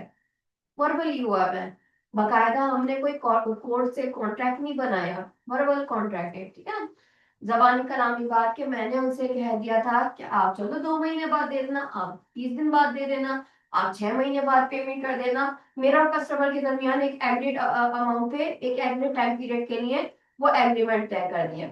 हम उसको रिकॉर्ड करते हैं अकाउंट रिसीवेबल और ट्रेड रिसीवेबल के नाम से। ठीक है, अब बिजनेस के लिए सवाल ये है कि अकाउंट रिसीवेबल जो है बिजनेस के लिए यह है क्या?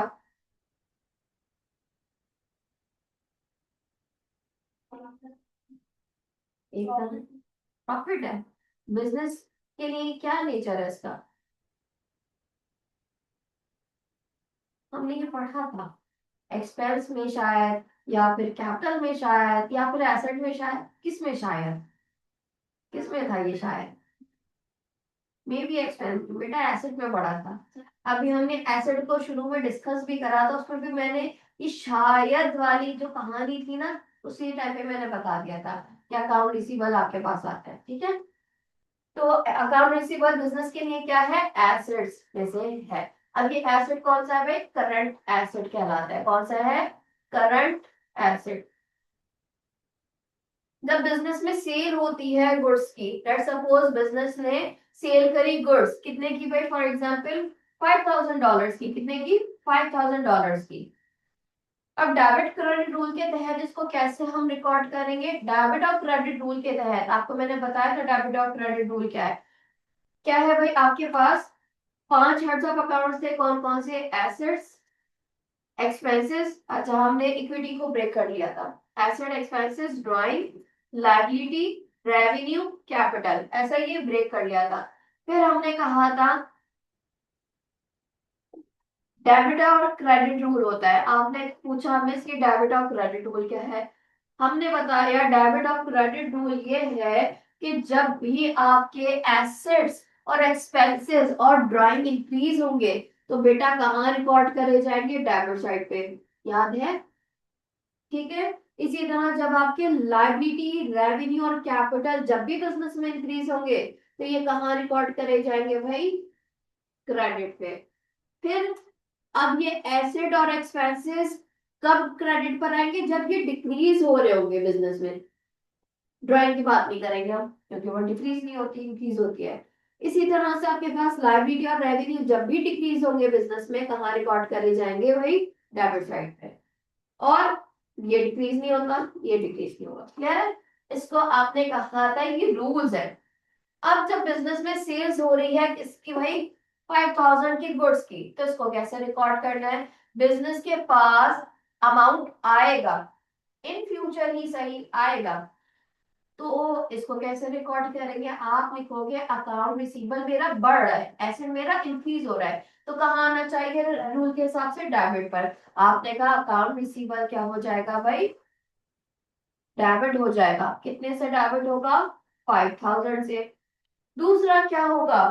क्रेडिट पे कौन आएगा? आपने कहा सेल्स, कि सेल्स की वजह से मेरा अकाउंट रिसीवेबल बढ़ रहा है, तो क्या हो जाती है भाई एंट्री? सेल्स क्या हो जाएगी?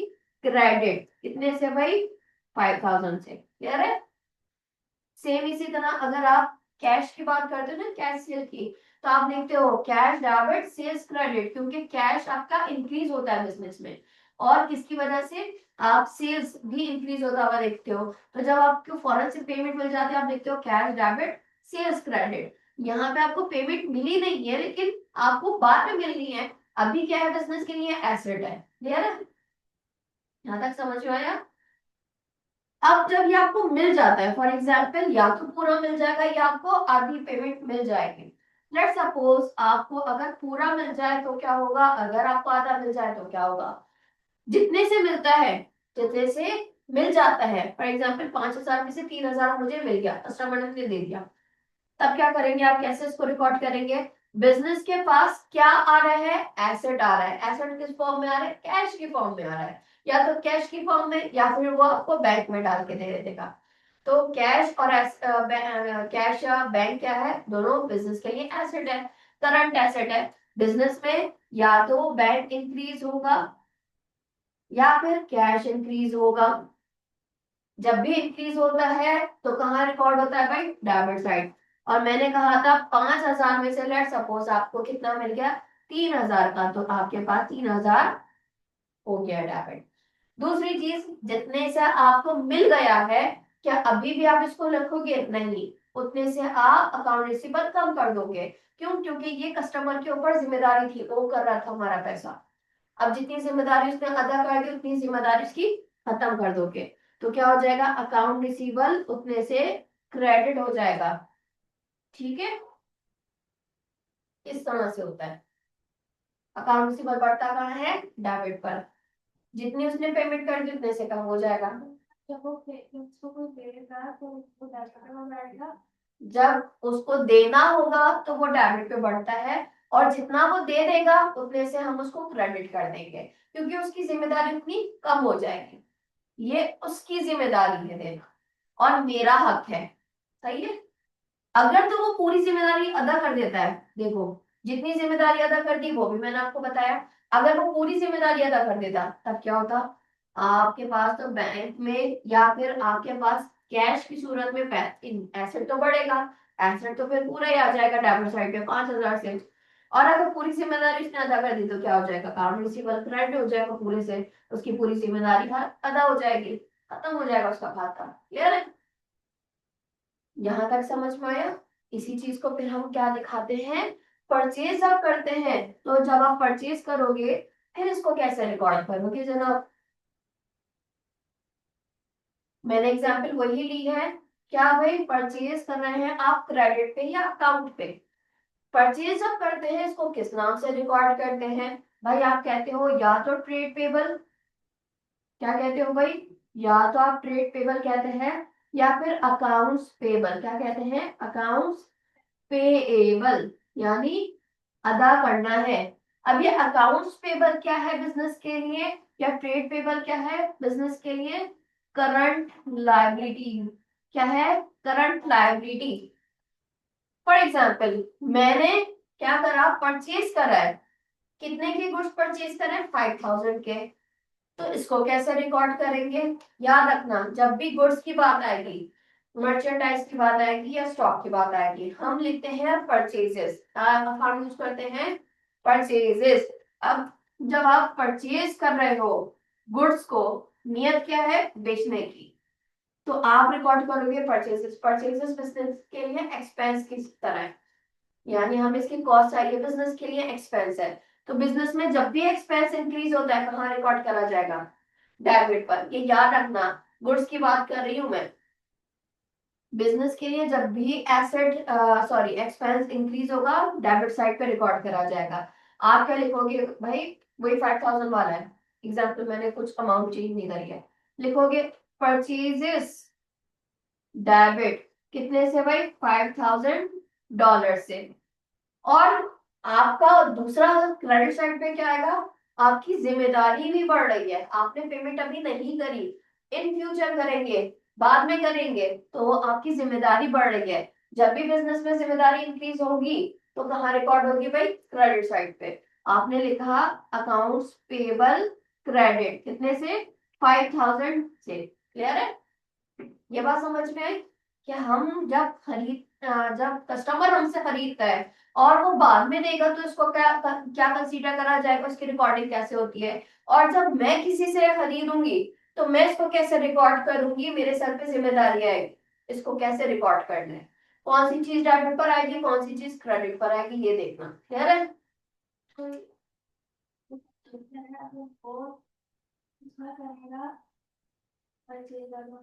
मैं परचेज कर रही हूँ आपसे। आपका क्या नाम है? महानूर है ना? आपका नाम महानूर है, मेरा नाम क्या है? अमन। अनम। मेरा क्या नाम है? अनम है। तो मैं कौन हूँ? परचेजर। कौन हूँ मैं? आप कौन हो? सेलर। आप कौन हो?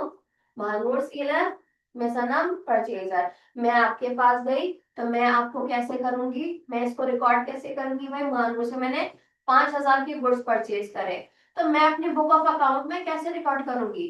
Purchases debit, accounts payable credit. सही है? तो आपने एक्सपेंसेस लिया। हाँ, मेरे लिए क्या होगा? मेरे लिए एक्सपेंस होगा, क्योंकि मैंने परचेज करा है। अब ये देखो, ये तुम्हारी नजर है, आप सेलर हो ना, आपने मुझे गुड्स सेल करे। कितने के गुड्स थे? 5000 के। आप इसको अपने बुक ऑफ अकाउंट में कैसे रिकॉर्ड करोगे? मैंने आपको अभी पेमेंट नहीं दी है, आपको बाद में दूंगी। ठीक है, लायबिलिटी नहीं है, तब आपके लिए एसेट होगा।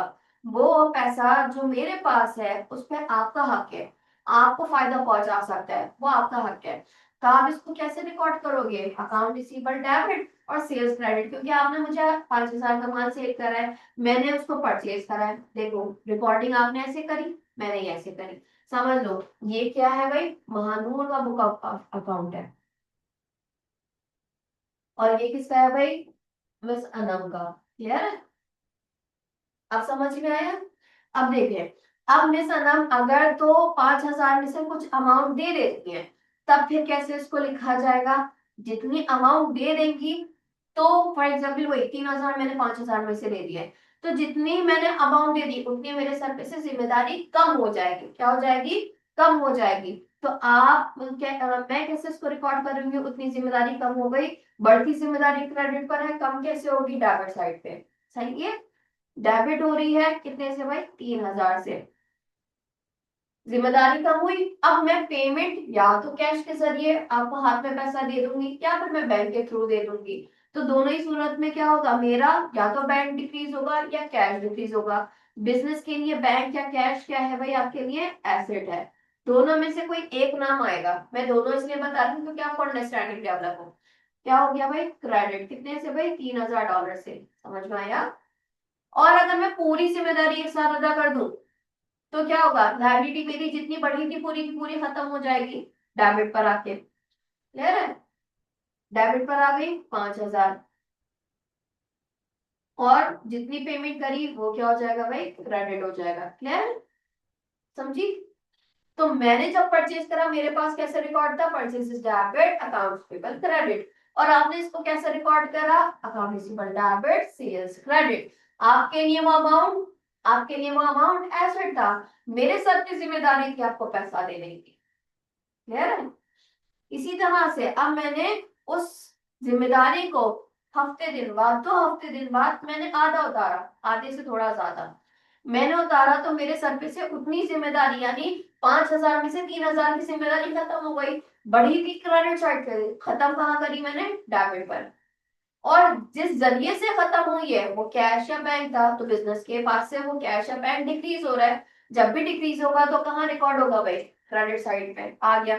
इसी चीज को आपने कैसे देखा, बिजनेस में आपके पास कैश बढ़ रहा होगा या बैंक, मैंने पेमेंट या कैश की सूरत में या आपको अकाउंट में डाल दिया होगा, बैंक अकाउंट में, तो दोनों ही क्या है, बिजनेस के लिए एसेट आपके पास वो इंक्रीज हो रहा होगा, आपने इसको रिकॉर्ड करा कैश या बैंक डेबिट। दूसरी चीज क्या, जो जिम्मेदारी कस्टमर के कंधे पे थी 5000 की, वो डिक्रीज हो रही है, आपने कहा इतनी जिम्मेदारी इसने अदा कर दी है, इसके अकाउंट रिसीवेबल को कम कर दो। अकाउंट रिसीवेबल भी बिजनेस के लिए एसेट है, बढ़ा था डेबिट साइड पे, कम हो गया क्रेडिट साइड पे। और अब मैंने क्या कहा, चलो मैं एक साथ, अगर मेरे दिमाग में आया कि 3000 की बजाय डायरेक्टली दे दूं, पूरी पेमेंट कर दूं, तब मैं इसको कैसे रिकॉर्ड करूंगी, मैं पूरी पेमेंट कर रही हूँ तो पूरी जिम्मेदारी मेरे सर से चली गई, बढ़ी थी क्रेडिट साइड पे, पूरी जिम्मेदारी डेबिट पे खत्म हो गई। अब किसके जरिए, लेट्स सपोज मैंने कैश के जरिए पेमेंट करी, क्या हो गया, कैश क्रेडिट हो गया, बिजनेस के पास से डिक्रीज हुआ है तो क्रेडिट हो गया, क्लियर है। आपने इसी चीज को कैसे रिकॉर्ड करा, फॉर एग्जाम्पल आपने कैश रिसीव करा है मुझसे, कैश हो गया डेबिट, और आपने जितना पैसा मुझसे रिसीव करना था, अब रिसीव करने के बाद अपनी पूरी जिम्मेदारी कस्टमर की खत्म कर देंगे, क्लियर है। रिसीव्ड हो गया, पहले रिसीवेबल था, अब रिसीव्ड हो गया, जितना रिसीव्ड हो जाएगा अपने से क्रेडिट हो जाएगा, क्लियर है। यहां तक समझ में आया, आई होप आ गया होगा, ठीक है। यही चीज आपके पास यहाँ पे बहुत डिटेल में समझाई है, जो मैंने आपको एक स्टोरी वाइज करवा दी है, इसको आप रीड करिएगा।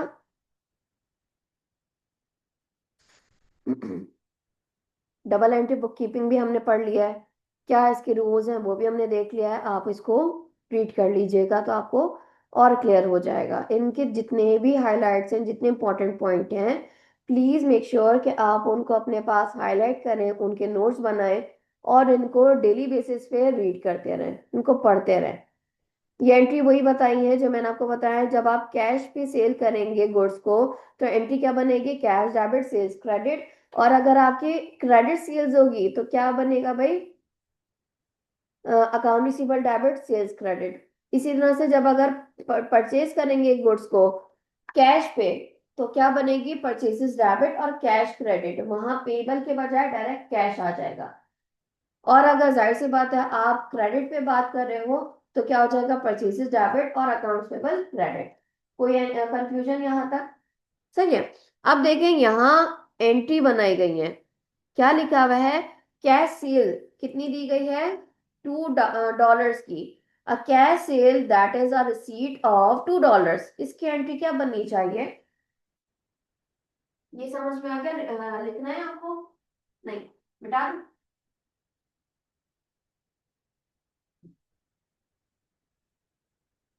जो मैं पढ़ाती रहा करूँ वो लिखती भी रहा करें, ताकि आपके जहन में रहे कि किस तरह से आपने इसको रिकॉर्ड करना है। ये आपको आ गया तो बेटा आपके पास बहुत सारी चीजें आसान हो जाएंगी आगे की।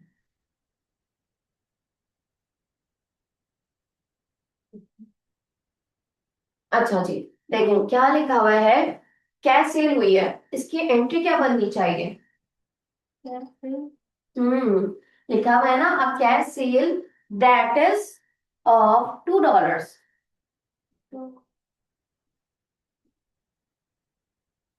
कैश सेल हुई है। कैश सेल का मतलब है आपने गुड्स सेल करी होंगी कैश पे। ऐसे जो है, ऐसे इंक्रीज हुआ है। अच्छा नहीं इंक्रीज हुआ है तो वो बोलना तो पड़ता है। बिजनेस के पास एसेट आ रहा है कैश की सूरत में, देखो पहले तो वो दिख रहा है गुड्स जा रहा है, ऑब्वियसली उस गुड्स के बदले में क्या आ रहा है, कैश आ रहा है। कैश क्या हो रहा है, इंक्रीज हो रहा है। और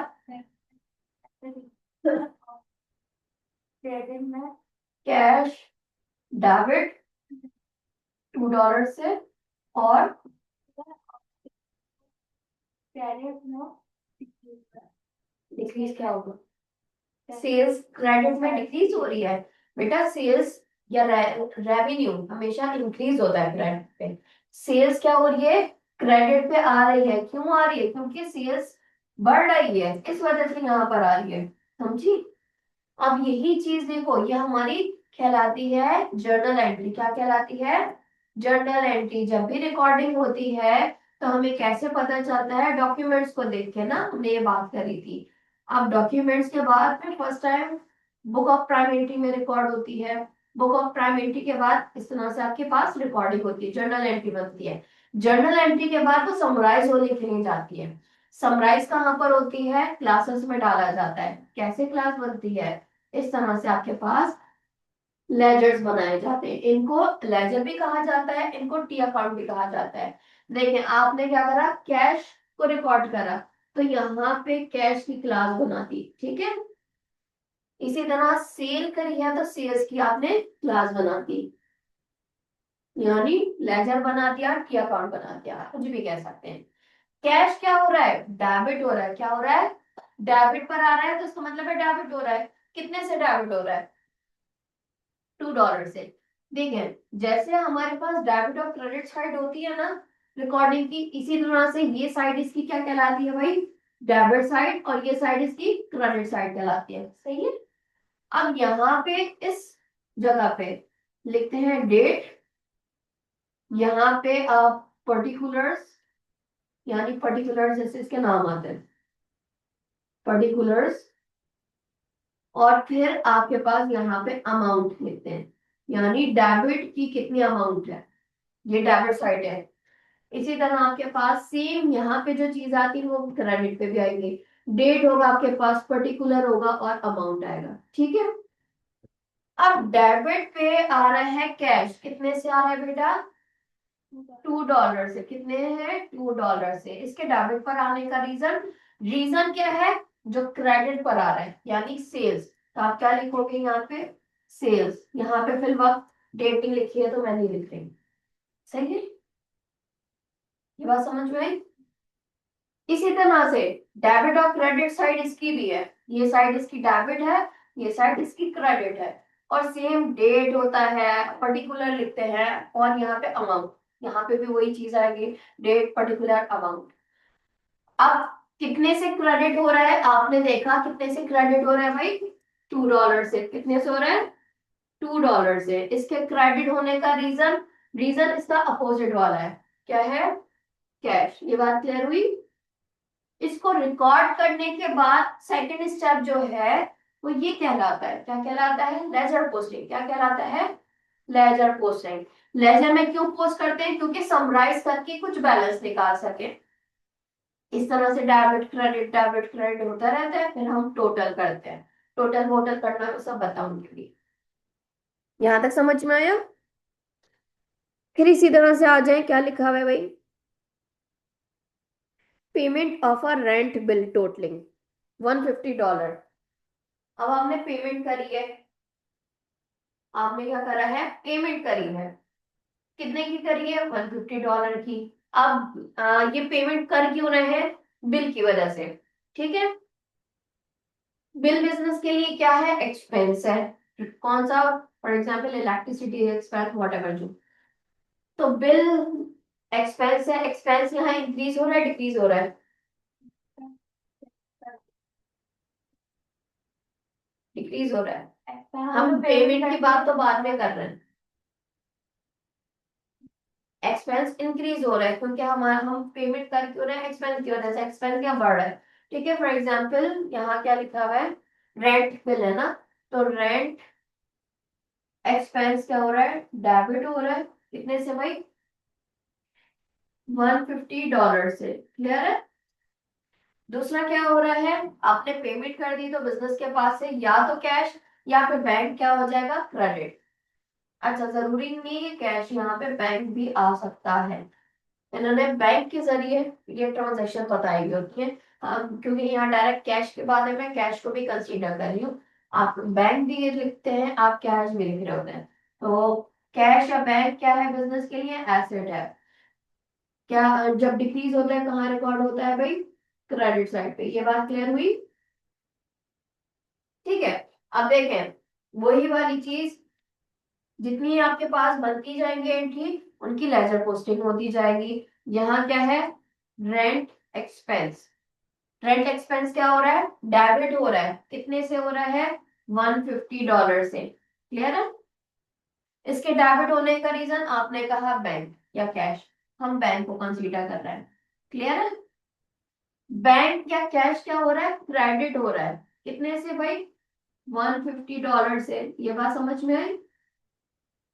इसके क्रेडिट होने का रीजन आपने कहा रेंट एक्सपेंस, क्लियर है, समझ में आई है। अब तीसरी क्या लिखी हुई थी भाई, buying some goods for cash. आपने गुड्स बाय करे, परचेज करे कैश पे, तो एंट्री बताए जल्दी से क्या बनेगी इसकी।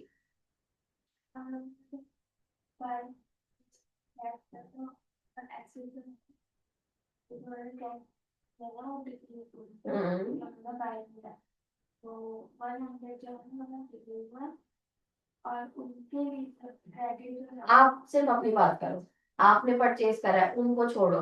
मैंने तो आपको समझाने के लिए कहा था। मैं अपने पास इस तरह रिकॉर्ड करी हूँ, बिजनेस अपने पास रिकॉर्ड करता है, अपनी अपने बिजनेस को देख के, दूसरे को बिजनेस को देख के नहीं, ठीक है। अब मुझे बताएं, आपने परचेज करे गुड्स, तो आप बिजनेस में इसको कैसे रिकॉर्ड करेंगी। पहले डेबिट की बात बताएं। डेबिट में डिक्रीज क्या हो रहा है, कैश आपने परचेज करे, झंडा परचेज करे, गुड्स बाय किए हैं तो नकल जो है वो ऐसे जो गुड्स बाय किए, तो अगर समझना ऐसे जो है और इंक्रीज हुआ है ना, एक्सपेंशन में किया ना, तो वो तो बेटा जब भी हम गुड्स परचेज करेंगे, मैंने क्या कहा था, परचेजेस का नाम लिखेंगे। परचेजेस बिजनेस के लिए एक्सपेंस है, गुड्स की बात कह रही हूँ। हाँ, वो हमारे लिए एसेट है, करंट एसेट, लेकिन उसको रिकॉर्ड उसके नाम से नहीं करा जाता है। किस नाम से रिकॉर्ड करा जाता है, परचेजेस के तौर पे। परचेजेस बिजनेस के लिए एक्सपेंस है, तो जब भी आप परचेज करोगे गुड्स, तो क्या लिखोगे, परचेजेस, परचेजेस डेबिट, कितने से भाई, $100 से, ऐसा ही है। फिर हमारे पास जो है क्रेडिट का, क्रेडिट डेबिट हो गई, क्रेडिट भी साथ आएगा, ये जोड़िए, ये साथ रहेंगे, ये अलग नहीं होंगे। कैश है वो हमारे पास, तो कैश एसेट, कैश क्या है बिजनेस के लिए एसेट। यहाँ पे हम कंसीडर कर रहे हैं बैंक भी हो सकता है, तो बैंक या कैश क्या हो जाएगा, क्रेडिट। इन लोगों ने कैश की बात लिखी है, लेकिन बैंक के थ्रू काम कर रहा है, तो ये बैंक क्या हो जाएगा भाई, क्रेडिट, कितने से, $100 से, क्लियर है। इसी की हम लेजर पोस्टिंग कर देते हैं, क्या, परचेसिस का लेजर बनेगा, ठीक है। अब परचेज क्या हो रहा है, डेबिट हो रहा है, कितने से हो रहा है, $100 से। ये है इसकी डेबिट साइड, ठीक है, हर एक की साइड वही रहेगी, अलग नहीं होगी। डेबिट पर आ रहा है कितने से भाई, $100 से। इसके डेबिट पर आने का रीजन आपने कहा बैंक, सही है। फिर दूसरा क्या है, बैंक, ये कैश या बैंक दोनों ही है, ठीक है, बैंक से रिलेटेड। अब बैंक क्या हो रहा है, क्रेडिट हो रहा है, कितने से क्रेडिट हो रहा है, आपने कहा 100 से क्रेडिट हो रहा है। इसके क्रेडिट होने का रीजन आपने क्या कहा भाई, परचेजेस, क्लियर है। यहाँ तक कोई सवाल समझ में आ रहा है। फिर क्या लिखा हुआ है, buying some shelf for cash. At $200। आपने कुछ शेल्फ यानी फर्नीचर, आपने फर्नीचर फिक्सचर्स भी कह सकते हैं, कुछ भी कह सकते हैं, आपने बाय करे। किस पे करे भाई? कैश पे। याद रखना, सिर्फ गुड्स जब परचेज करेंगे, गुड्स, मर्चेंडाइज या फिर आपके पास स्टॉक की बात आएगी, तब हम रिकॉर्ड करेंगे उसको परचेजेस में। किसमें रिकॉर्ड करेंगे भाई? इसके अलावा जितने एसेट्स हैं, फर्नीचर हो गया, मोटर व्हीकल हो गया, मशीनरी है, इक्विपमेंट है, अपने नाम से आएंगे। क्यों? क्योंकि हमें उसको सेल नहीं करना, हमें उससे बेनिफिट लेना है। और ये स्टैंडर्ड आप आगे पढ़ोगे, जब इंशाल्लाह आगे F3 में आएंगे ना, तब आपको वजाहत मिलेगी कि क्यों इसके नाम से आता है। बस अभी इतना जाने कि जब भी बिजनेस में आपके पास गुड्स परचेज करेंगे, मर्चेंडाइज की बात आ जाए, मर्चेंडाइज इन्वेंट्री या फिर स्टॉक की बात आ जाए, हमारी नियत क्या है? इसको आगे सेल करना है। आपने रॉ मटेरियल ही भले खरीदा हो, आपका मकसद क्या है? परचेज करने का, परचेसेस में रिकॉर्ड होगा। इसके अलावा जितने भी एसेट अपने नाम से आएंगे। ठीक है, तो एसेट में आपके पास फॉर एग्जांपल ये फर्नीचर है, फर्नीचर क्या हो रहा है? इंक्रीज हो रहा है, एसेट इंक्रीज हो रहा है बिजनेस में, तो क्या हो जाएगा? डेबिट। कितने से भाई? $200 से। क्लियर है? और आपने पेमेंट कर दी है या बाद में पेमेंट करेंगे? कर दी, तो बिजनेस के पास से क्या हो रहा है? कैश डिक्रीज हो रहा है, यानी बैंक के थ्रू हमारा क्या हो रहा है? डिक्रीज हो रहा है। कितने से भाई? $200 से। क्लियर है? अब आप इसकी लेजर पोस्टिंग भी कर दें। फर्नीचर के लिए आपने क्लास बना दी, क्या हो जाएगा भाई? डेबिट। फर्नीचर डेबिट हो रहा है, कितने से हो रहा है? $200 से। ठीक है, इसके डेबिट होने का रीजन आपने कहा बैंक। ये बात समझ में आई? बैंक पर आ जाए या कैश पर आ जाए, बैंक क्या हो रहा है? 200 से क्रेडिट हो रहा है। इसके क्रेडिट होने का रीजन आपने कहा फर्नीचर। समझ में आया ये? फिर हम ये डेबिट और क्रेडिट के बाद इसका आंसर कैसे निकालते हैं? देखिए, हम इसका आंसर एक तरीके से निकालते हैं, ये थोड़ा आसपास है, ये तीनों में अभी कुछ नहीं है। ठीक है, मैं इसको पूरा समझाती हूँ। देखिए, फिर हम क्या करते हैं, जब आप डेबिट और क्रेडिट जितनी महीने की ट्रांजैक्शन हो जाती है, आप इस तरह से रिकॉर्ड करते रहते हैं। फिर आप करते हैं इसका दोनों साइड का टोटल, यानी डेबिट पे मुझे फिलहाल कितना दिख रहा है? $2। ठीक है, और यहाँ पे कितना दिख रहा है? 200 प्लस 100 कितना हो गया? 300 प्लस 150 कितना हो जाएगा? 450 हो जाएगा। इसका मतलब है क्रेडिट पे आपको कितना दिख रहा है? 450, है ना? फिर हम इसका बैलेंस निकालते हैं, पॉजिटिव में से नेगेटिव को माइनस करते हैं। अब समटाइम क्या होता है, बैंक हमारा एसेट है, लेकिन एसेट का बैंक में खास तौर पे कभी कभार ऐसा होता है कि हमें नेगेटिव बैलेंस भी आता हुआ दिखता है। क्यों? ओवरड्राफ्ट की वजह से। किसकी वजह से? ओवरड्राफ्ट क्या है भाई ये? कभी आपका बैलेंस खत्म हुआ है ना? आप क्या करते हो जब कॉल वगैरह करते हो? क्या बताते हो? इस कॉल के लिए बैलेंस ना काफी है, आप ये मिलाएं और आपको मिल जाएगा और इतना टैक्स कटेगा। ऐसा ही है। तो जब आप वो पैकेज ले लेते हो, वो आप क्या कहते हैं, फैसिलिटी अवेल कर लेते हो, जैसे ही फिर आप नेक्स्ट टाइम पे हफ्ता बाद या दूसरे दिन आप क्या करवाते हो, फौरन से क्रेडिट डलवाते हो अपने उसमें, बैलेंस दोबारा आ जाता है।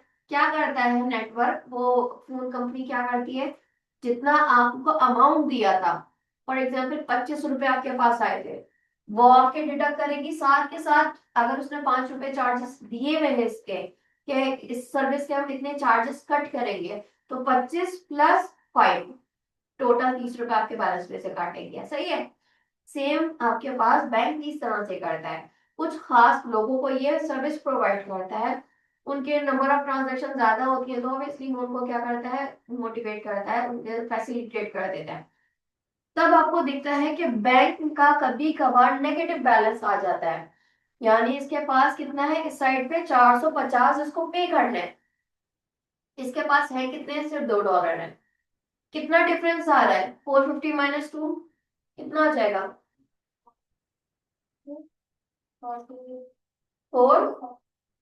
448 का आ रहा है। इसका मतलब है इसको कितनी लिमिट, इसके पास बैलेंस कितना आएगा भाई? ये बैलेंस आपके पास 448 जो दिख रहा है, ये क्या है, इसके जिम्मे है। अब ये बैलेंस जो एंड के महीने पर आएगा वो क्या कहलाएगा, सीडी बैलेंस। क्या कहलाता है, सीडी बैलेंस या सीएफ बैलेंस। इसका मतलब है कैरेट डाउन बैलेंस। हम इसको क्लोजिंग बैलेंस भी कहते हैं। लेट्स सपोज अभी जून का जनवरी का महीना खत्म हो रहा है, तो जितनी मेरी ट्रांजैक्शन हुई थी बैंक की, कैश की बात नहीं कर रही हूँ, कैश हमेशा डेबिट पर ही बढ़ा दिखेगा। ठीक है, जितने भी एसेट हैं, जितने भी एक्सपेंसेस हैं, उनका नेचर डेबिट पर है। उनका बैलेंस यानी हैवी साइड यहाँ दिखेगी डेबिट पर। हैवी साइड डेबिट पर है तो इसका मतलब है क्या कहलाएगा, वो डेबिट बैलेंस। क्या कहलाएगा। और जितनी भी इसकी फॉर एग्जांपल इनका नेचर है, इसका नेचर है, लायबिलिटी का नेचर है, या आपके पास जो कैपिटल है, इनका नेचर क्रेडिट का है, इनका बैलेंस कहाँ दिखेगा, क्रेडिट साइड पे।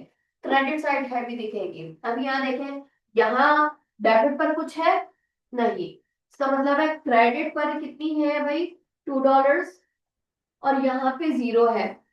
तो आप इसको क्या करेंगे, क्रेडिट में से डेबिट माइनस करेंगे, यानी 2 में से 0 माइनस बैलेंस कितना दिख रहा है, 2। यही बैलेंस क्या कहलाएगा भाई, सीडी या क्लोजिंग बैलेंस। अब अगले महीने में यही बैलेंस आपका ओपनिंग बैलेंस आ जाएगा। अब इसको प्रेजेंट कैसे करते हैं, दोनों साइड हम इक्वल दिखाते हैं। कितनी दिखाते हैं, दोनों साइड इक्वल दिखाते हैं।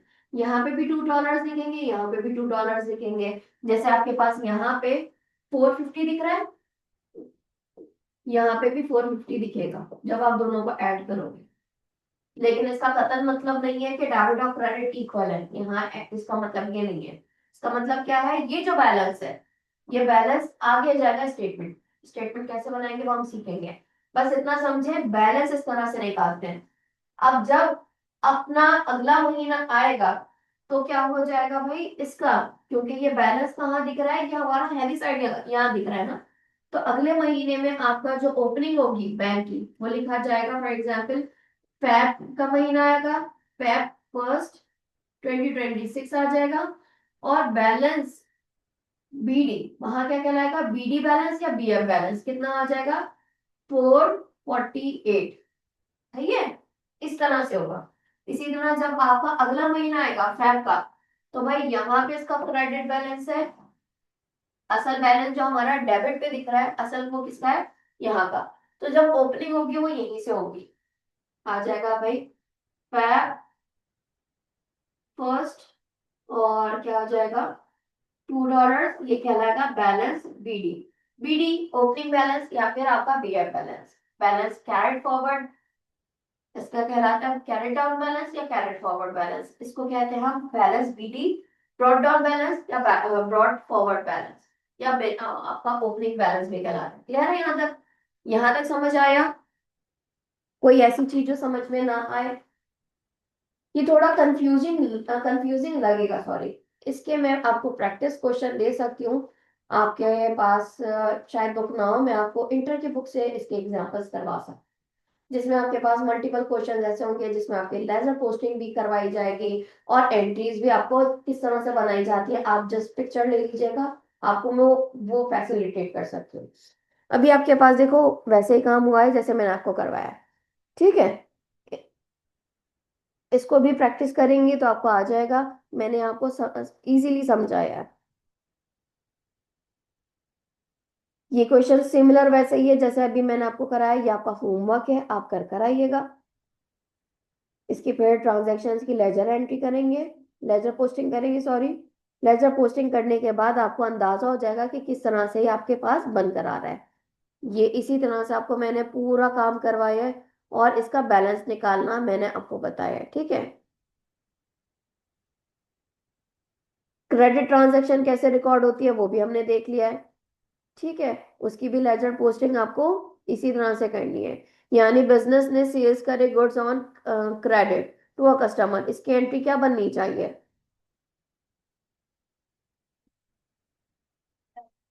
हाँ, एंट्री क्या बननी चाहिए इसकी,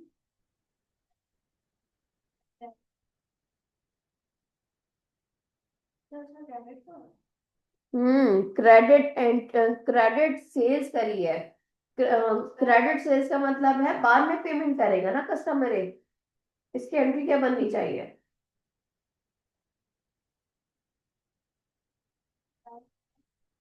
बेटा सेल्स में एक्सपेंस क्यों आएगा? सेल्स जो है वो पर इंक्रीज हुआ है। हाँ। और जो है वो अब डेबिट का पहले डेबिट ही बताते हैं, हमने क्रेडिट के पहले बता दिया, बताया हम डेबिट। अब जो डेबिट है मतलब इसमें किया है। उसमें किसमें? जो हमने सेल्स ग्रुप किया ना परचेज जो है। सेल्स में परचेज के बाद क्यों आई?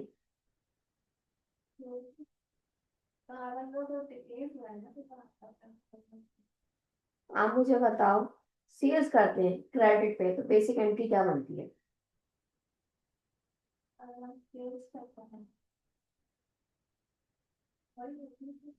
वही होगी नहीं। कंफर्म होना चाहिए, ऐसा लग रहा है आप बिल्कुल ब्लैंक हो गई हो। मैं आपको टाइम दे रही हूँ इसको रीड करने का, इसकी प्रैक्टिस होनी चाहिए। नेक्स्ट वीक में जब आएंगी तो मैं इससे रिलेटेड एक टेस्ट लूंगी। जहां तक मैंने करवाया है एंट्रीज प्लस लेजर पोस्टिंग इतना आप कर आएंगे, सही है। यहाँ तक करने के बाद फिर मैं आगे काम करवाऊंगी। कोई सवाल यहाँ तक? ये पूरी जितनी भी लेजर पोस्टिंग है इतनी आपके पास जो आ रही है, जितनी मैंने आपको ट्रांजैक्शन की एंट्रीज बनवा दी हैं वहां तक कर आएंगे, मतलब यहाँ तक। क्लियर है? इंशाल्लाह फिर नेक्स्ट क्लास में मुलाकात होगी। बट इसको लाजमी करेंगी, ऐसे नहीं छोड़ेंगे।